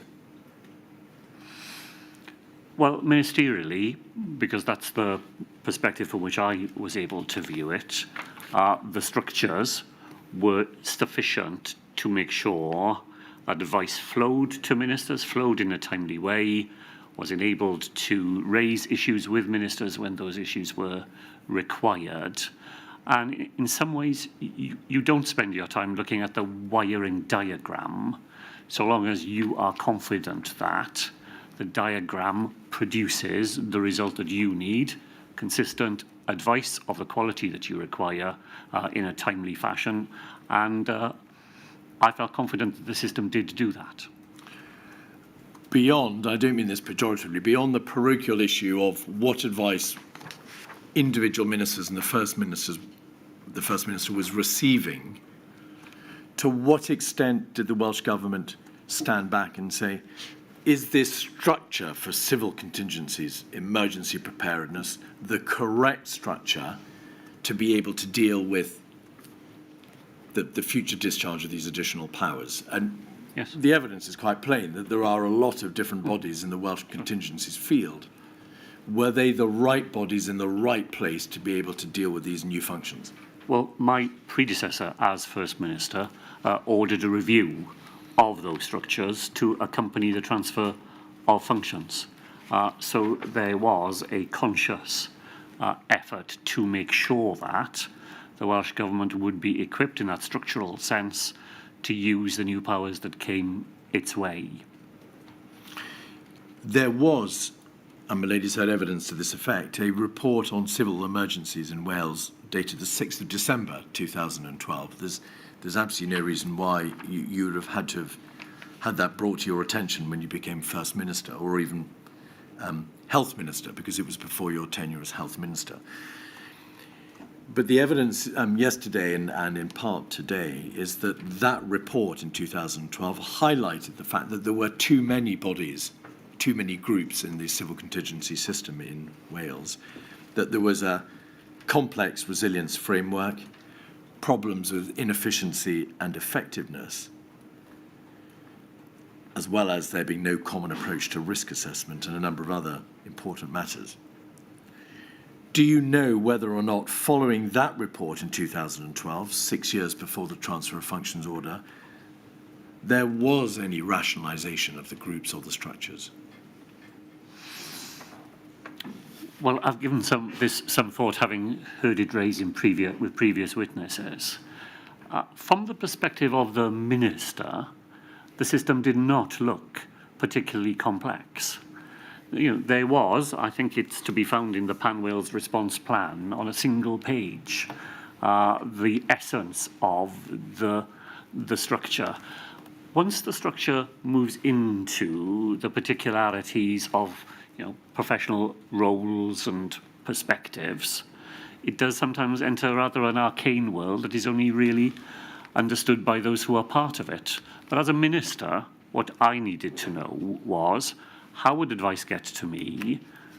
Which levels would it have passed through? Am I confident that that means that the advice that comes onto my desk has been tested, has the necessary expertise?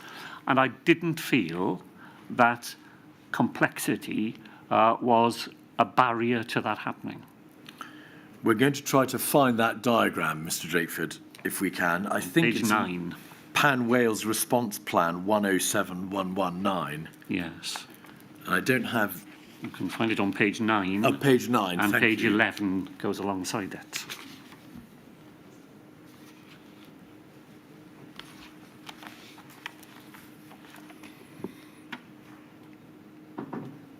Yes, so there is the flow chart, which deals, in fact, with a slightly different issue, which is the levels of contingency or emergency, because in the event of a level 2, the Civil Contingencies Group is required to establish a Wales Civil Contingencies Committee. So I think what you have in mind is perhaps rather more page 11, which is a concentric chart. No, that's again dealing with levels 1, 2, and 3. We'll see whether we can find it. But I think you have in mind there is a concentric chart which sets out the local resilience forums, the strategic coordinating groups, the various external bodies, and then those parts of the Welsh Government on top. But essentially, from a minister's point of view, provided all of that is effectively translated into the actions that you would need to take in face of an emergency, as set out on pages 9 and 11, then you have confidence to know that the system, when called upon, whatever complexity might lie behind it, the system, when called upon, will operate in that comprehensible way. Would you nevertheless agree that following the 2012 Civil Emergencies Report, the Audit Office report on civil emergencies in Wales, And between that time and 2018, there was no wholesale change or no significant change to the civil contingency structure in Wales. Yeah, I think that will be fair. All right. In May 2018, exactly concurrent, in fact, to the transfer of functions order, there was a report of internal audit services called Audit Services Emergency Planning Preparedness and Response 128972, which was concerned with the assurance rating of the emergency planning preparedness and response system. So it's a report by internal audit services within the Welsh Government. If you look at the top half of the page, you will see an overarching general assurance rating given to the system of emergency planning preparedness and response. And quite evidently, Mr. Drakeford, all parts of the Welsh Government are subject to audit at some level and from time to time, and this is the audit on emergency planning preparedness and response. The assurance rating is given as reasonable. If you take it from me that was a reduction in the rating from the earlier rating, which was substantial, that it had received 8 years before in 2010. Were you aware that at the time that the functions were being transferred to the Welsh Government, the assurance rating for the Welsh Government's emergency planning system had been downgraded one mark? I don't think that I would have known it in those terms. What I would have been aware of was advice that suggested that the level of threat over that period had grown, so that the system itself may have been as it was in 2012, but now it's having to deal with different threats and more significant threats. There are references in this report to prospective obligations which would have to be placed on the First Minister of Wales. You weren't First Minister then, you became so in December of 2018. But if you could have page 3, paragraphs 1.3 through to 1.6, page 3, 1.3 to 1.6.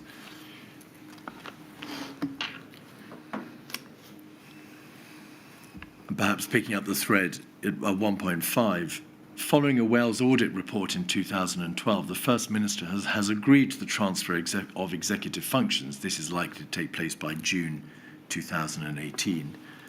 This gives Welsh ministers brand new powers to exercise additional functions, including issuing guidance, monitoring devolved responders and requiring them to produce information, bringing enforcement proceedings.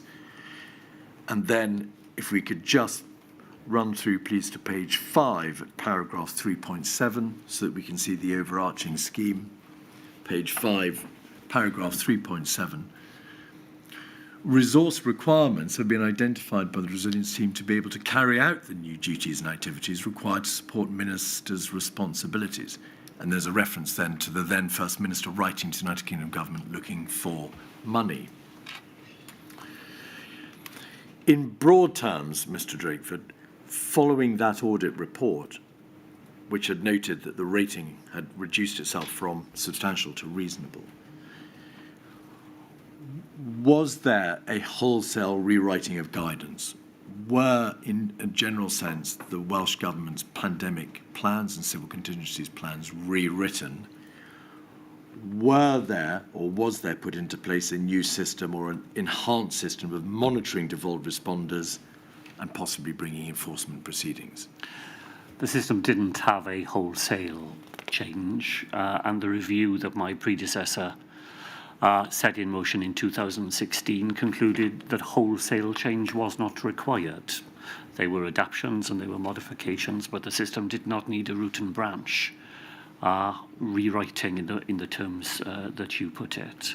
As you know, the powers that came with the transfer functions order were not exercised immediately. On a related issue,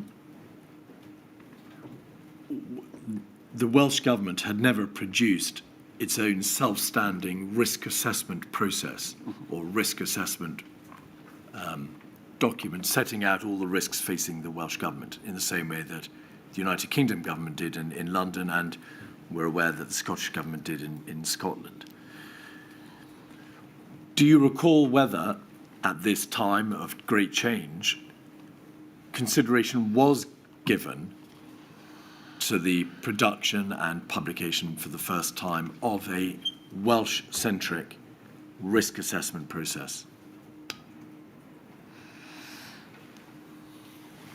I don't think I could say to you I remember a specific discussion of that sort. I remember the general discussion, which is that for certain purposes, it is sensible from a Welsh perspective to rely on the expertise and the capacity that the UK government has.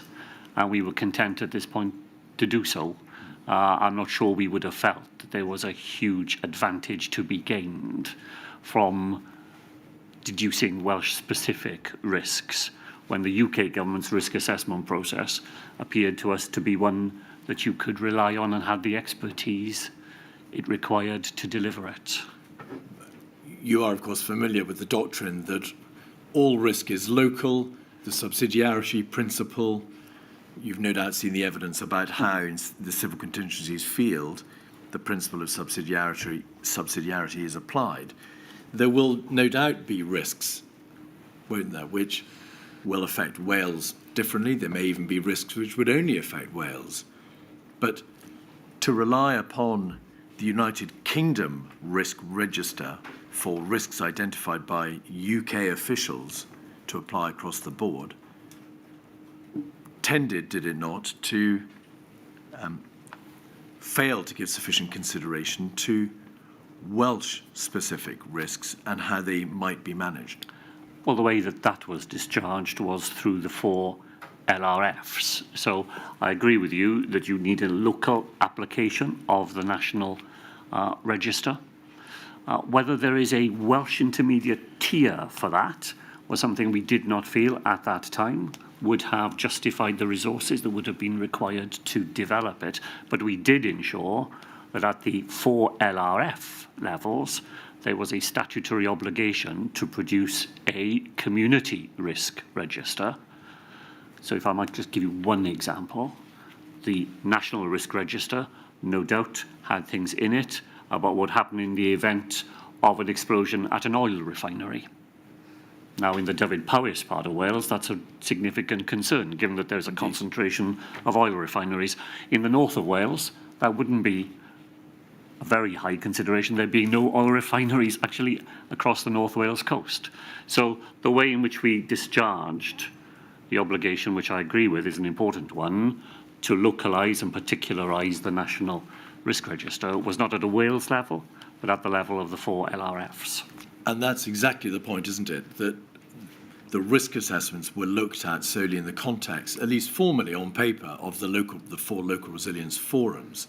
There was no formal process by which the national Welsh government could identify a risk in relation to which it may have to step in to deal with alongside the local resilience forum, the strategic coordinating group, and whatever regional partnership there might be. I think you will find that in the, and I've heard you use the word labyrinthine structures that exist, actually there is a group which is chaired by the Welsh Government, which brings the 4 LRF risk assessors together for this purpose. So while it's discharged at the LRF level, the Welsh Government is not in ignorance of the way that those community risk assessments are being produced, because there is a coming together of the 4 LRFs under the chairing of a Welsh Government official in order to collect that back at an all-Wales, from an all-Wales perspective. There is a Welsh Resilience Forum at which such issues are debated. My point, though, Mr. Drakeford, was concerned with the system of risk assessment. There is no process by which formally the Welsh Government gets to analyse the risks which its country faces, which may have to be responded to not just by local resilience forums but by the Welsh Government itself, in the way that there is for Scotland and for England. No, for those purposes, we used the UK-wide risk assessment process. In October of 2018, at one of the meetings of that exact same body, the Welsh Resilience Forum, Mr. Drakeford, the then Cabinet Secretary for Local Government and Public Services agreed that a review of emergency planning governance and structures was required, I think, in order to ensure whether they were, quote, fit for purpose. You agreed as First Minister, because by December you had become the First Minister, you had agreed that a comprehensive review should be undertaken, which would develop a platform to support the new regulations. So the answer, perhaps, to one of my earlier questions was that there was a recognition by you on behalf of the Welsh Government, but by you personally, that it was important to carry out a review to make sure that the system could cope with that transfer of powers. I think I said, apologies if I glossed over it in an earlier answer, that my predecessor, on agreeing the transfer of functions, had initiated that review. Now, by the time it came to make its way into sort of formal sign-offs, it had probably been overtaken by my arrival, but the initiation of it predated my becoming First Minister. We believe that following that Welsh Resilience Forum meeting, which didn't take place until October 2018, the matter formally did go to you as First Minister, and you agreed that that review was necessary. The review didn't, however, take place, did it, until 2023? No. And so that we can understand the chronology,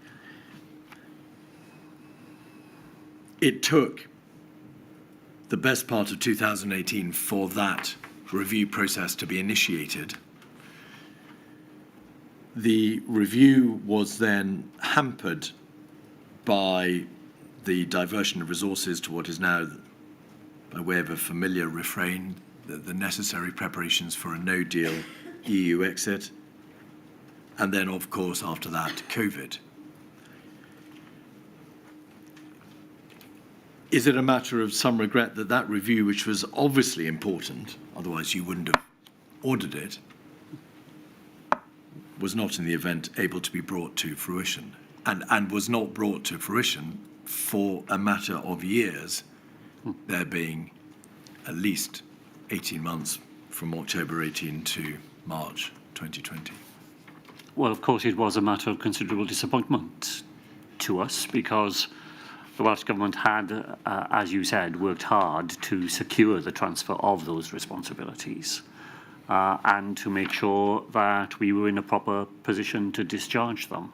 But by the time I became First Minister, I chaired my first cabinet, I think 4 days after becoming First Minister, and almost the whole of that cabinet meeting is devoted to preparations for leaving the European Union without a deal. So by the time I became First Minister, the system was already turning its sights very firmly to a danger that was right in front of you and of very significant potential consequence. May we have, please, then, that review, 187580, please, of 2023. There is the review of civil contingencies in Wales. It says across it, or at least on the copy that we have, Mr. Drakeford, in stern terms, not government policy. But we have been collectively a little troubled by that. This is a review of civil contingencies in Wales ordered by the Welsh Government in part, but jointly owned by a number of other organisations. Why is it necessary, or why does it say not government policy? Is that because you haven't yet formally decided whether or not to give effect to its recommendations? Well, I am imagining, rather than being certain in the specifics, but this would be the normal way of things happening in Wales. The document would be produced. We would wish the views of partners to be received on it. There may be aspects of it that the fire service, for example, just one example, might wish to draw to our attention. So while we would circulate the document to make sure anybody with an interest can contribute to the final version, we make it clear to people that it's not at that stage formally adopted as government policy. If we turn to page 33, please, we'll find the recommendations, priorities and next steps. The first one is a national assurance framework for Wales to be developed with monitoring to be managed by the Welsh Resilience Board. So in fact, a new body, not the Wales Resilience Forum, but the Wales Resilience Board. And in the right-hand column, the authors of this worthy document state that this is a matter that is critical. If we just go forward to page 35, we will see what is meant by critical, although it may be thought self-evident. There we are. Critical, do now. It is of the greatest importance that action is taken immediately. So going back to page 33, may we take it, Mr. Drakeford, that the authors of this report regarded the absence of a national assurance framework for Wales, that is to say, a system by which all the moving parts in the Welsh civil contingency structure could be tested to make sure they were up to scratch, was a matter of the very greatest concern, to which it was essential that action be taken right away. Well, it is self-evidently the views of the authors that this is their most important recommendation.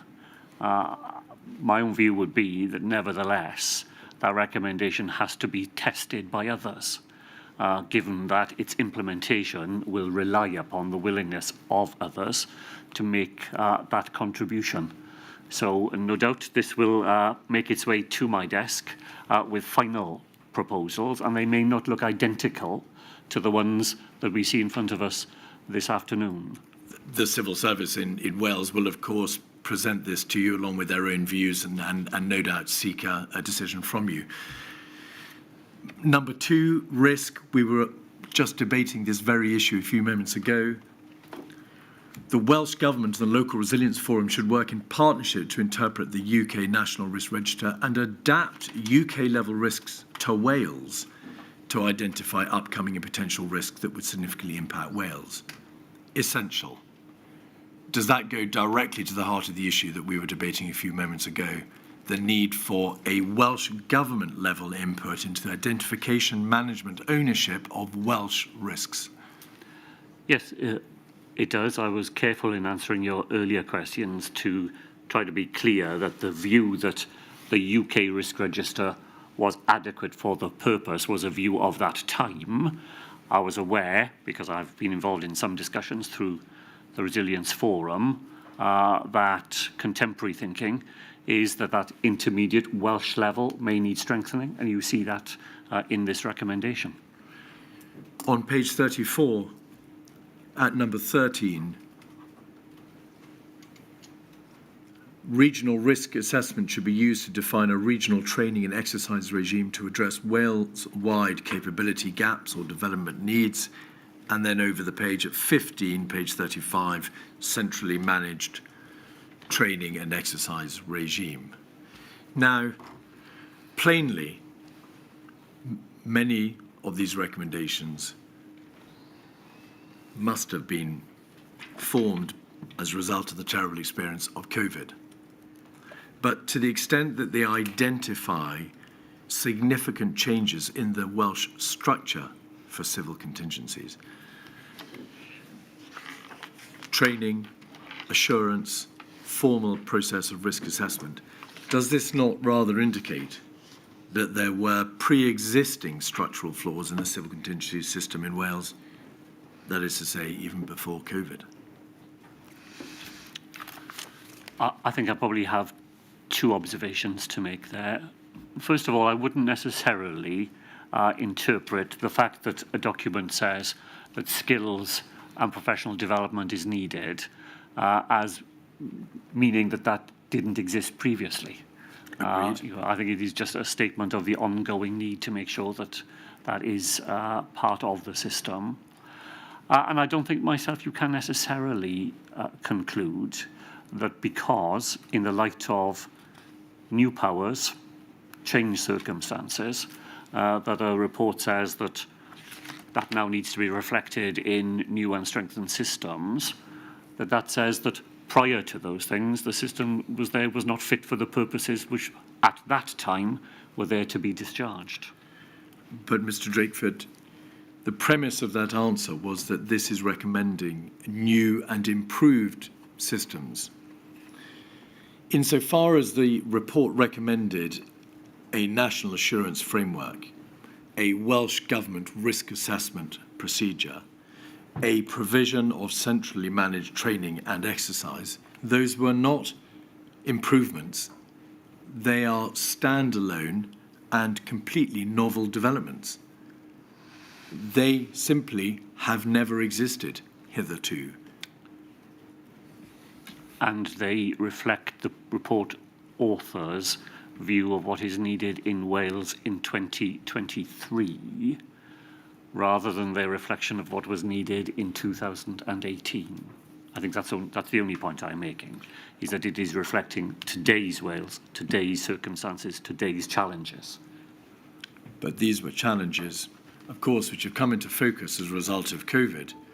But in terms of the structural performance of the civil contingencies structure in Wales, these are not new issues. The United Kingdom, the London government had put into position over many years a system for national assurance, for national resilience standards. Milady heard evidence about the production of 3 different versions of those national resilience standards. A National Resilience Academy, a structure for training and exercising. They're all part and parcel of civil contingencies, are they not? And the capacity to offer training and a number of those things existed right through the system. They are restated here in the contemporary circumstances. All right. Risk registers. You'll know from the paperwork which we have provided you with that there were in existence corporate risk registers for the Welsh Government. Please may we have up the first one, which is an issue, which is January 2016, 215556. Page 1, column P5, or entry P5, row P5, resilience, major emergencies. If we fail to provide effective leadership and coordination in ensuring that Wales is prepared for and resilient to the full range of national hazards, then there's a risk to health and the well-being of the citizens. A self-evident risk, one might think. There are then a list of controls identified as being the risk control measures or proposed mitigating actions. And if we could just go over the page, please. We'll see the rubric, the notes which go with those scores, and explain what they all are. If you go back, please, to page 1, it appears in this risk register very little by way of specific identification of what the emergency that is pandemic influenza might consist of, or the specific controls or countermeasures for pandemic influenza, as opposed to major emergencies, civil contingencies, major events, and so on. Would you agree, Mr. Drakeford? I think that's a fair summary of what we see in front of us. If we then have a look at June 19, 215558,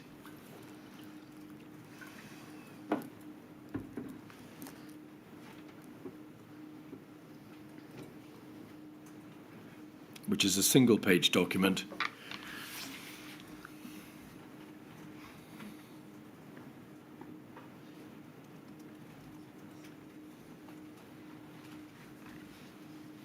And on this occasion, please feel free to scroll in. Reference to risk description, disruption event affecting people, places, finances, communications, and IT, if there is a significant disruption event, the Welsh Government may struggle to recover its operations quickly and effectively, and then a number of mitigation measures, control measures, by way of business continuity plan, disaster recovery arrangements, lessons learned, emergency response protocols.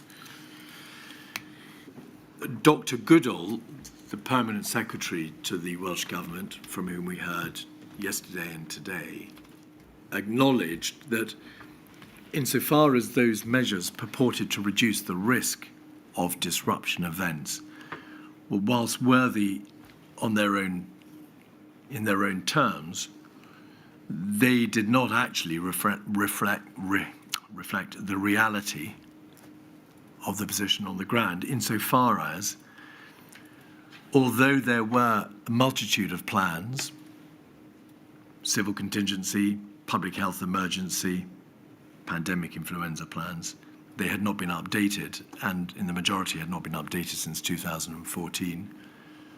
The disaster recovery arrangements were undermined by the fact that a significant number of recommendations from earlier exercises had not been implemented. Lessons had not been fully learned from disruption events, and emergency response protocols, whilst the subject of some training and exercising, had not been scrutinised to the full. Would you agree, therefore, that insofar as the Welsh Government sought to properly understand the risk of pandemic influenza, it went awry by virtue of relying upon mitigation measures which turned out not to be wholly accurate? Well, as far as the two documents that I've just seen are concerned, I think Dr Goodall is a more effective witness than I can be. Ministers are not responsible for the corporate risk register. I would expect it to be used by senior officials to draw the attention of ministers to areas where senior officials believe ministerial intervention would be necessary, but ministers do not routinely see and are certainly not directly responsible for the material that lies behind them. So Dr Goodall's evidence to you would be more useful to you, I think, than my own. All right. Could you give us then some indication of the frequency with which the issue of the tier 1 risk of a pandemic influenza was brought to the specific attention of the First Minister? You were, as First Minister, ex officio the chair of the Wales Resilience Forum, and it's obvious that there are a number of Welsh Government documents in place. But how often was pandemic preparedness brought to you specifically as a priority worthy of your attention? I wonder if I could just make one general Please. point, which is that I have struggled a little in reading documents again for today to distinguish between things which I am learning as a result of preparation and things that I actually knew at the time. And I do not want to imply to you that because I know things now, I necessarily knew them then. Of course. That is a line I've not always found it easy to completely walk down. But I think I should probably say that, of course, by the time I become First Minister, I have been, as you have said, engaged in the Welsh Government for, since the very start of devolution, and have lived through a whole series of emergencies. And having been the Health Minister particularly, I am maybe more alert to the risk of an influenza pandemic than I otherwise would have been. So I am because of those emergencies that you had to deal with. Yeah, the history of being in the Welsh Government is constantly dealing with one sort of civic emergency or another. During the time that I was the Health Minister, for example, as well as the measles epidemic, I was dealing with officials with a TB outbreak in the town of Llanelli. The Ebola outbreak happened while I was the Health Minister, and that is completely beyond things like flooding, coal tip safety, cyber security incidents, and all the other emergencies that you have to get drawn into. By the time I became First Minister, I was therefore aware, but I think as much because of the background of the fact that there was a Tier 1 risk and that pandemic influenza was and had been over many years repeatedly identified as the most likely risk to face the United Kingdom. In his witness statement to this inquiry, Mr. Gething said, as far as he could recall, preparedness was not a particular focus of interest or concern in the government, the Senate, or outside, but he became aware of it by virtue of his personal involvement in exercise Cygnus. Regardless of your own plainly established personal involvement as First Minister in the field of civil emergencies and including health emergencies, can you recall to what extent the civil servants brought to you or to your fellow ministers concerns about the state of preparedness for pandemic influenza? Well, in my recollection, it would almost always have been in the context of exercises that were carried out. So the 2014 Cygnus exercise happened when I was the Health Minister. That was, of course, the Welsh-only exercise. Yes. So while I share the same identical experience as Mr. Gething, I don't think I was ever asked a single question on the floor of the Senate or in any media interview on preparedness per se. That did not mean that when exercises took place and conclusions were being drawn from them, that your attention as a minister was not drawn to them. In your witness statement for this inquiry, you say, I became First Minister in 2018, that's obviously December 18.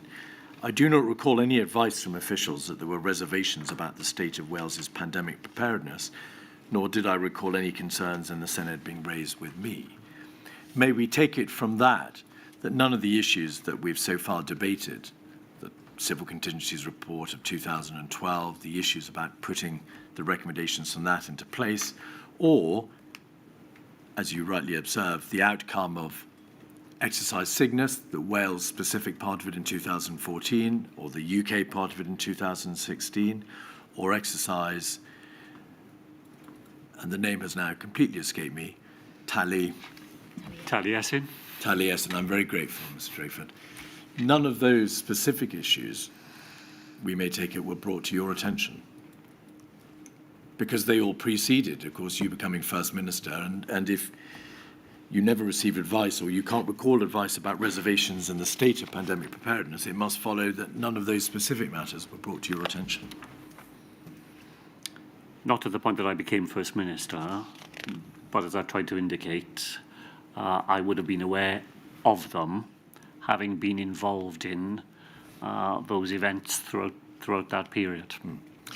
But your own personal knowledge of the state of affairs, or the state of play, or the civil contingency system, can't be translated into executive action on the part of the government or a determined attempt to try to improve the position. That's not within your capability, is it? You may have known of problems or flaws in the system, but unless the government around you identifies those flaws and determines it will act upon them, nothing is likely to be done, is it?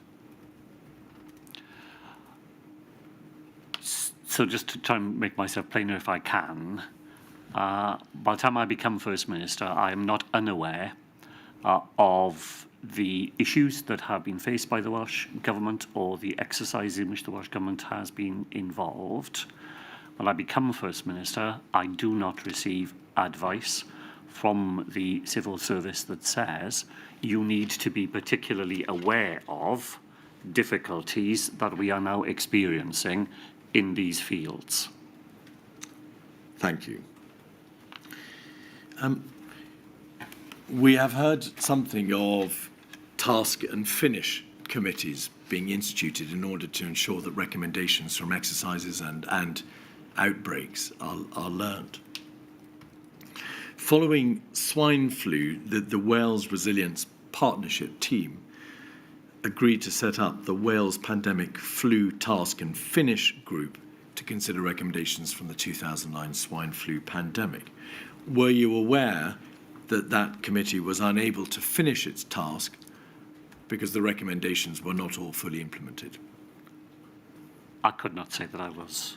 I recollect being aware of that specific issue. Right. There was a review in 2013 called the Pollock Review, which investigated, ironically, why lessons weren't being learned. And as a result of that review, the Wales Learning and Development Group was formed, and a decision was taken to apply something called Joint Organisational Learning Strategy.